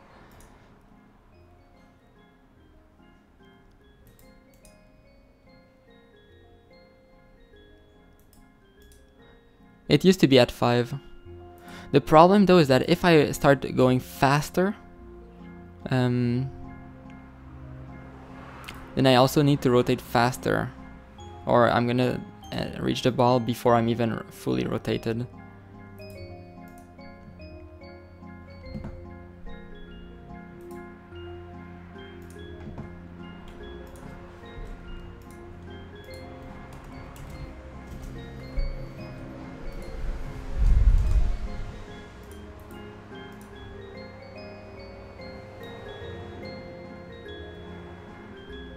So here you can see the values.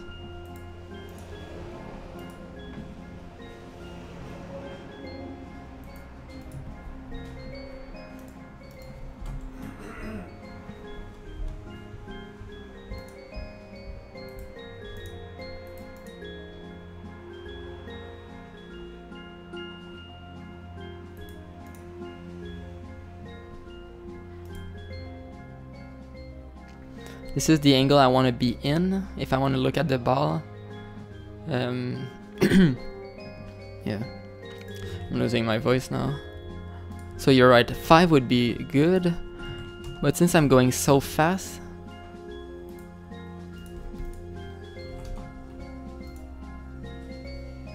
just to follow the speed, I need to turn a bit faster. The other way would be to slow it down, so put it down to 1.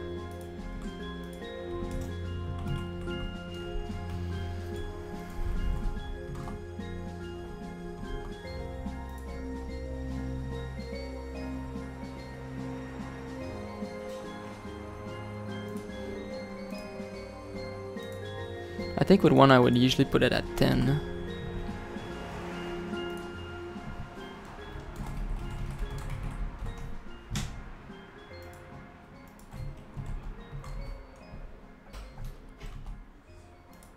Yeah, so you see at the speed of 1, it seems like the rotation is able to keep up with where the ball is.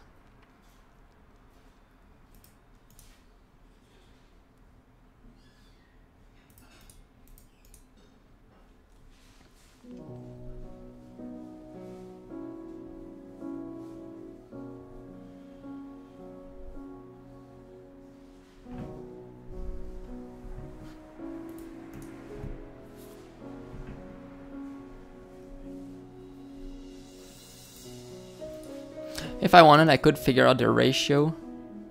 Like, with that speed, I need to be that.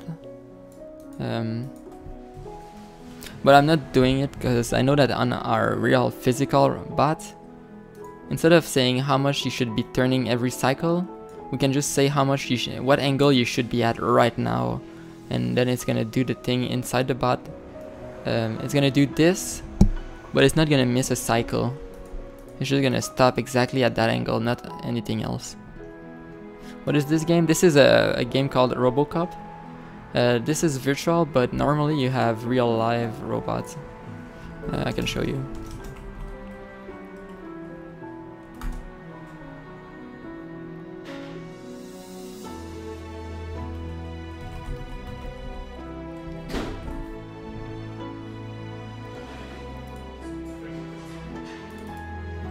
This is how it would look normally.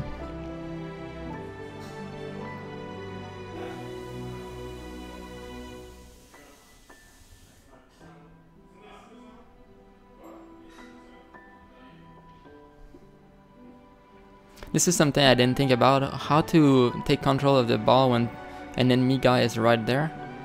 These guys seem to have solved it by just spinning a bit to push the ball away. You see? Poop, the ball is getting pushed. Just give it a little rotation. Canadian much?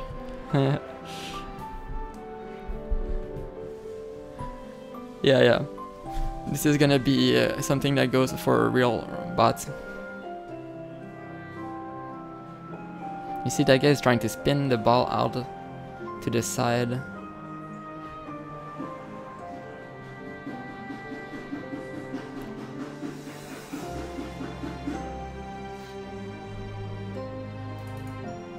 And if you look at like the Japan one,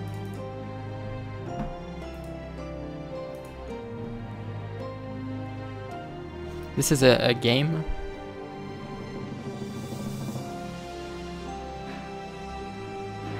You see? They're not letting the other team react. I mean, they're trying to hide their true intentions.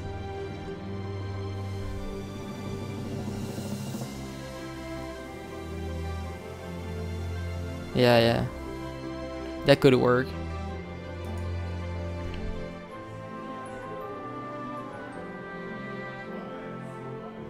Oh. So the bot could have made a goal if it managed to stop the ball from rolling.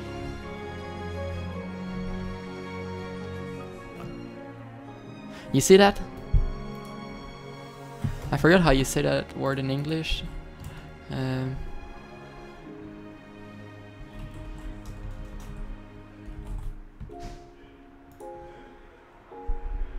fake or a feint. So you see that guy goes to get the ball, he's facing down that way, and he's gonna, so that they don't know where he's gonna shoot. He's not aiming first.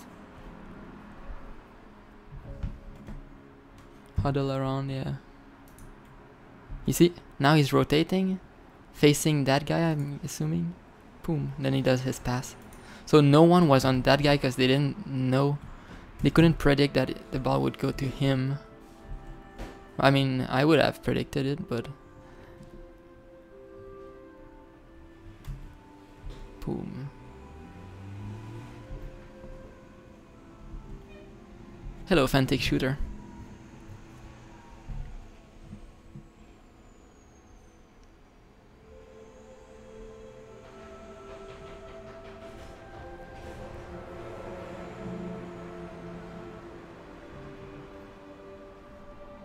Yeah, they move fast.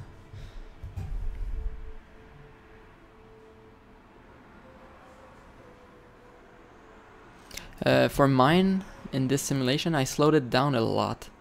So that it's easier to see what's going on.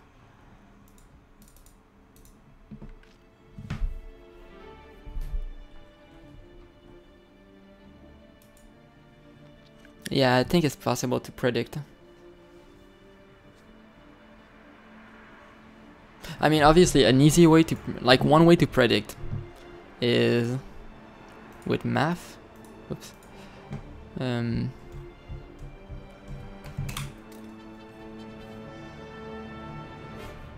So if your ball is here, it's moving that way at like 5 meters per second.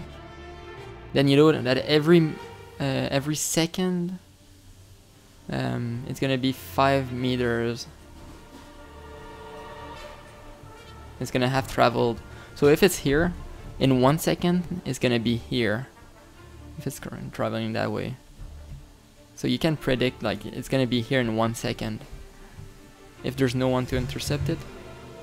If the ball is going here in 1 second, it's gonna be here, 5 meters. See? Now, if an enemy guy is here, an enemy guy is here, he has the ball. And then you know that he sees the other guy. Then you can say, okay, maybe I should bring one of my guys here. And then if that guy is moving that way, and he's moving at 2 meters per second, then you know that in 1 second, he's gonna be here. So maybe you want to get your guy to follow him that way. But then that's why you see those little things. They're trying to fake their intentions. I'm gonna skip ahead. Like right there. That's a corner kick. That guy's not looking anywhere. You don't know where he wants to go. And that guy is there to block, kind of pressure. I'm thinking he's gonna pass. Oh, he went for the goal. You see? I thought he was gonna make that pass, but he just went for it. Did he have any guys with him? There's one yellow guy there. Those are 3 blue. So he did go for the shot. Wow. Huh.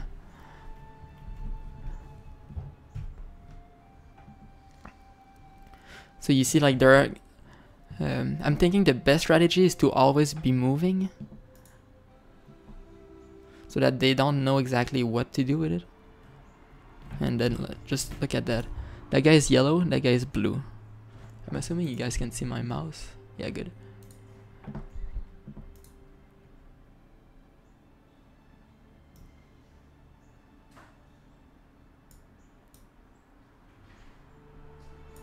Yeah.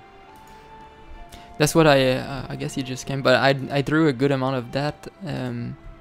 A bit like I did with Agar, like that. This whole area here is blocked.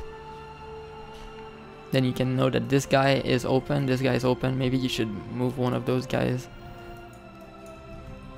so it's not right away obvious.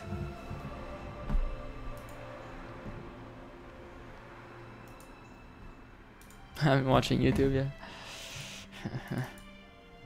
And then you see this guy is moving. Where's the ball? The ball is right here. So that guy is trying to block the blue. And the blue is there now. He just switched it to another target. They're all following the...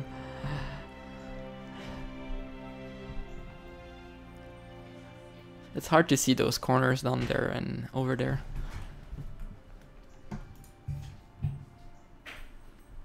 Is this live? No, the video is recorded, but I'm live.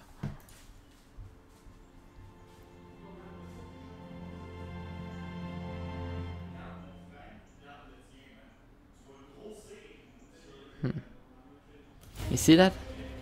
He's looking down there, and then he rotates.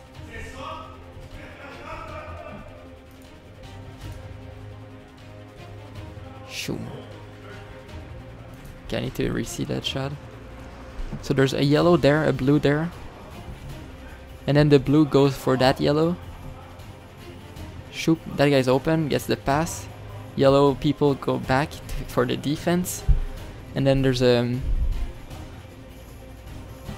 what I want to do, I'm analyzing a bit of a game to see how the boss interact with the... how they behave. Chess bot? Yeah. I've made a chess bot before. That was a long time ago. I think it was in 2010. My bot wasn't that good though. I think this is a lot easier than chess. Even though everyone else on the team thinks it's harder. I think it's the other way. Because people were saying this whole field is pixels. A bot can be at any of those pixels. If you were to compute like brute force every position where every bot could be, that's a lot more, if you think of it that way, a lot more positions than chess. But it's actually not the right way to see it. Like this here is not that. This way of analyzing is not the way you would analyze chess, because there's no pixel. Like there are pixels, but it's not actually pixels. It's not like, for example, I wouldn't do an A* search on this. Let's look at this. Like, let's say you have this huge field that is all divided in pixels, and then you can say there's squares. So a bot could be in this pixel, a bot could be in this here, and here. But it's not actually pixels, it's real space.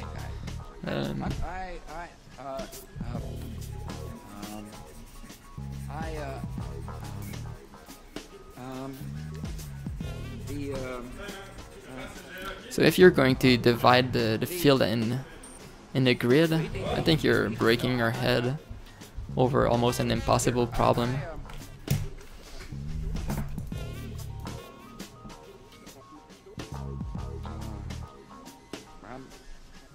Whoa.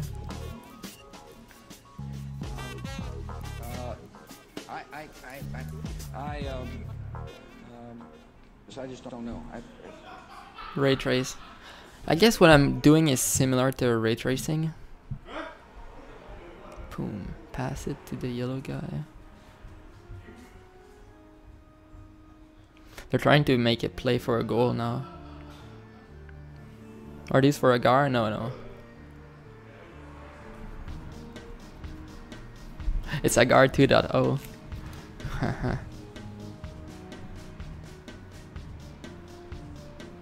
You don't see it, but right now there's a corner kick happening.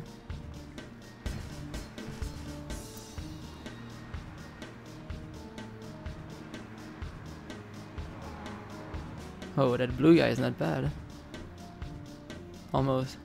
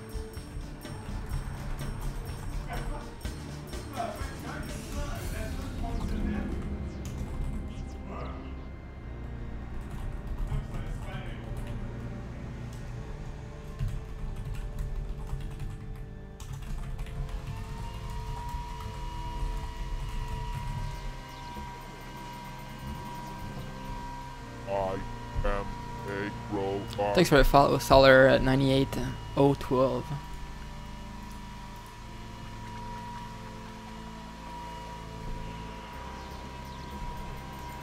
Yeah.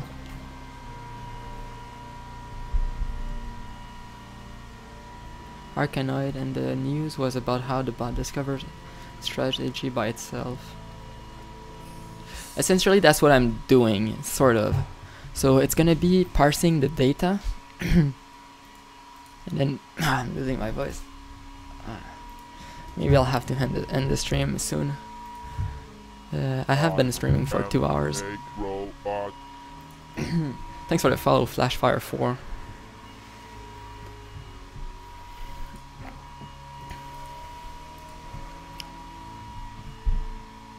Yeah. So essentially, based on the data, I can analyze it and then figure some different lines like that. Thanks for the follow, IK Ben Weeby.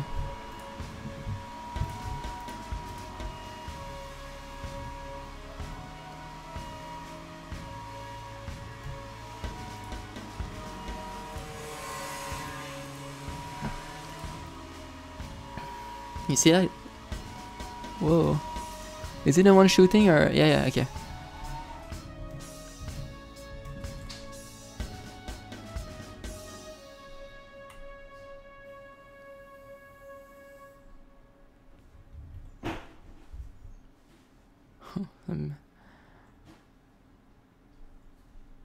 Wow.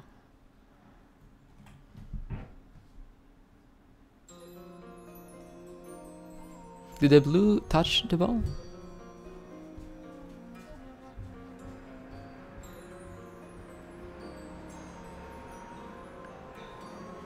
Okay, it's blue's ball, okay. How is it done? That's the ultimate question. Look at that. You see? He's rotating around the balls. Whoa. I mean, he outplayed even his own team, but that was sick.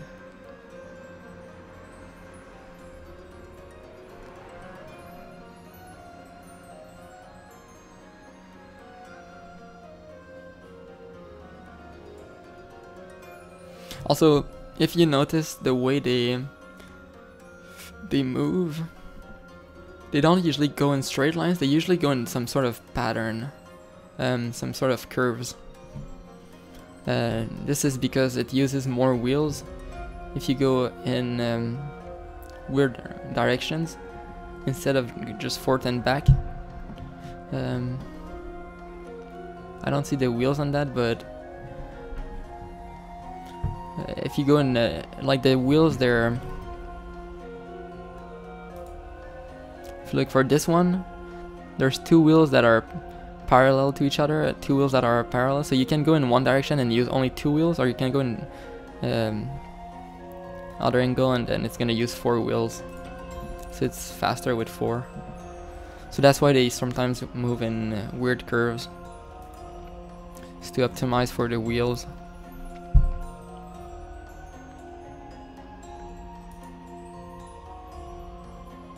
Did I explain that right?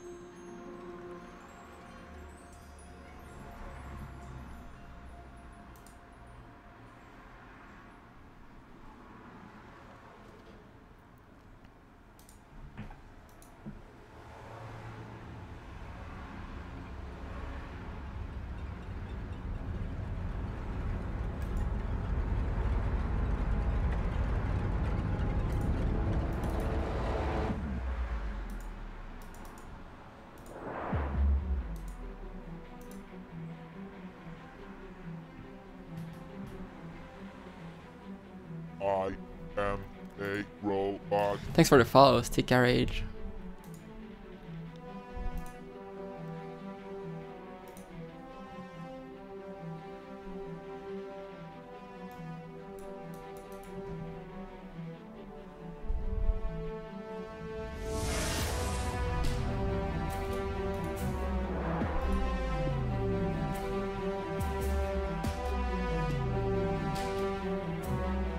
Yeah. You get the. I'll try to show you a picture.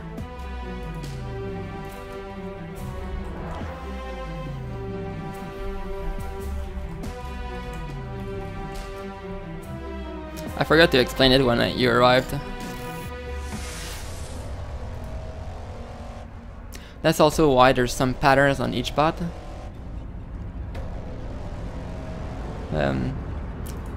So from overhead, you see the color of the ball, you see the bots and their patterns.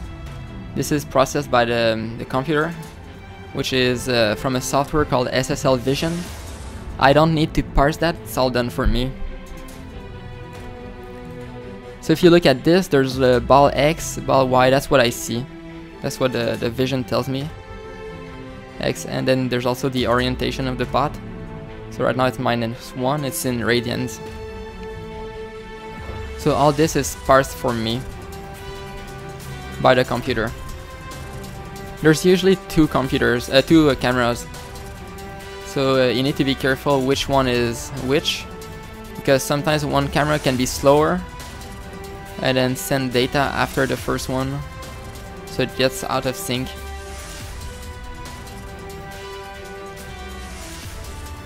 Yeah, that's given to our team.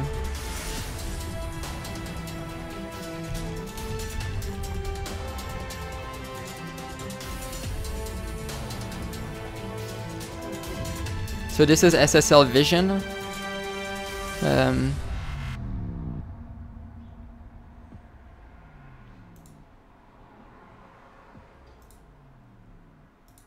So in this file you can see something called a wrapper. So what I receive is an object detection and an object geometry. Detection is the interesting stuff. In a detection you have a frame number from the camera, time capture. From my experience, this and this were the same values. I'm not sure if they're always going to be the same. And then you have the camera ID. Wouldn't 3 camera be the best for 3D? The robots, they don't jump. So, but I've seen setups with 4 cameras. So I'm not sure what's the idea for that. Then you have a ball. This is a repeated field. I'm not sure why, so I guess there could be more than one ball.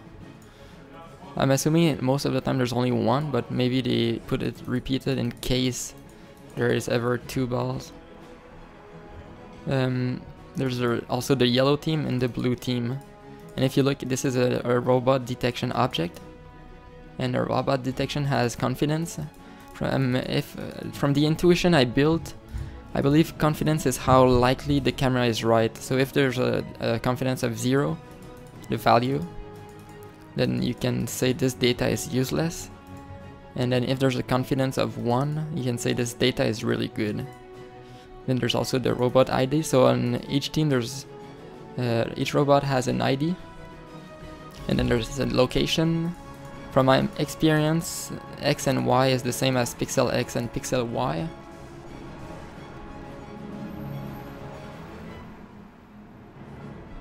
Is there value in capturing the history?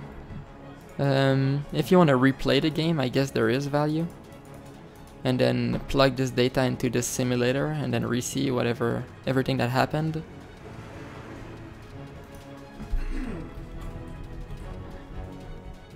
And then there's height. I'm not sure what that is. There's also the ball, which is almost the same X, Y, and there's a Z. I'm not sure how they figured it out.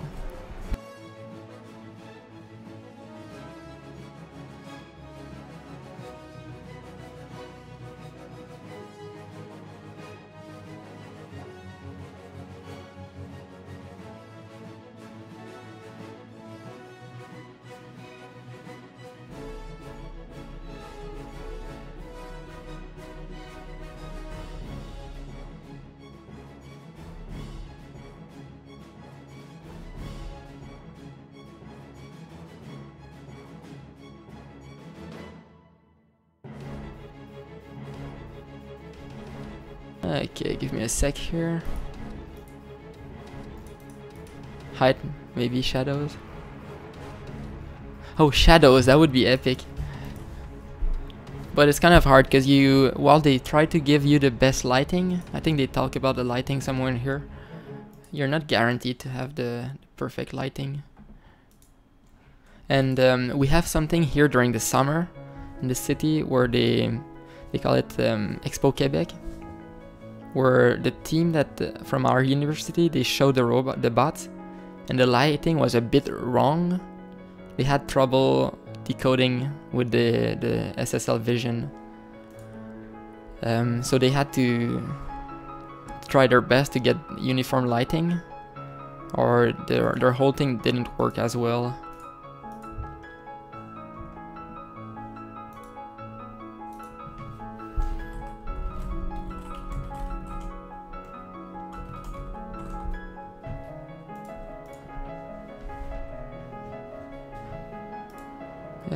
Yeah.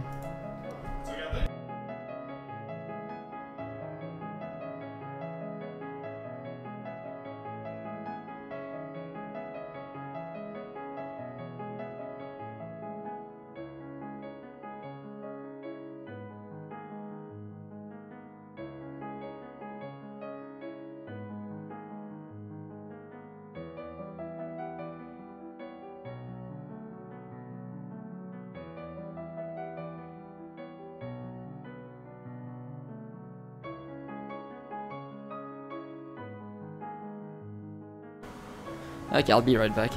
Someone here is cooking and I'm like the cook here.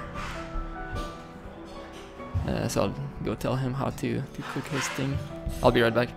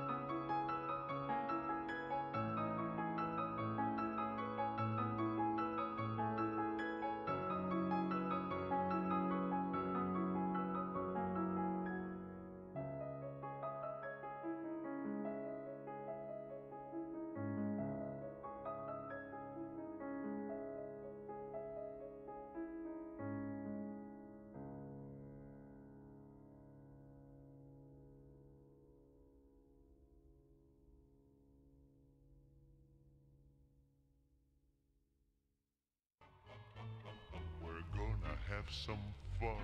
Just you. Just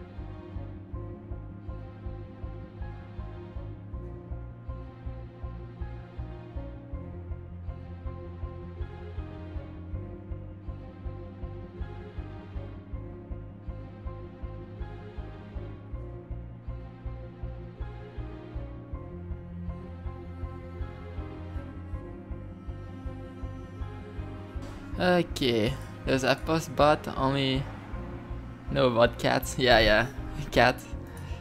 Actually, I hate cats. I like dogs more. Anyways, I am oh, thanks for a the follow, Wiz. robot. And thanks for the follow, everyone that followed while I wasn't there. So I didn't really do coding today. I just did a bit of planning. This is gonna be very useful for the next stream, either tomorrow or maybe I'll do it on Monday or Tuesday. So this is gonna work. I'm gonna talk with my team. Some people were watching the video from the team. We're gonna be talking more about everything. So yeah, based on what I have now, it's kind of cool. How come I type without a keyboard?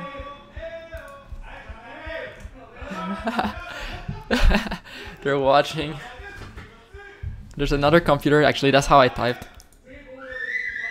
Yeah, I hear you guys.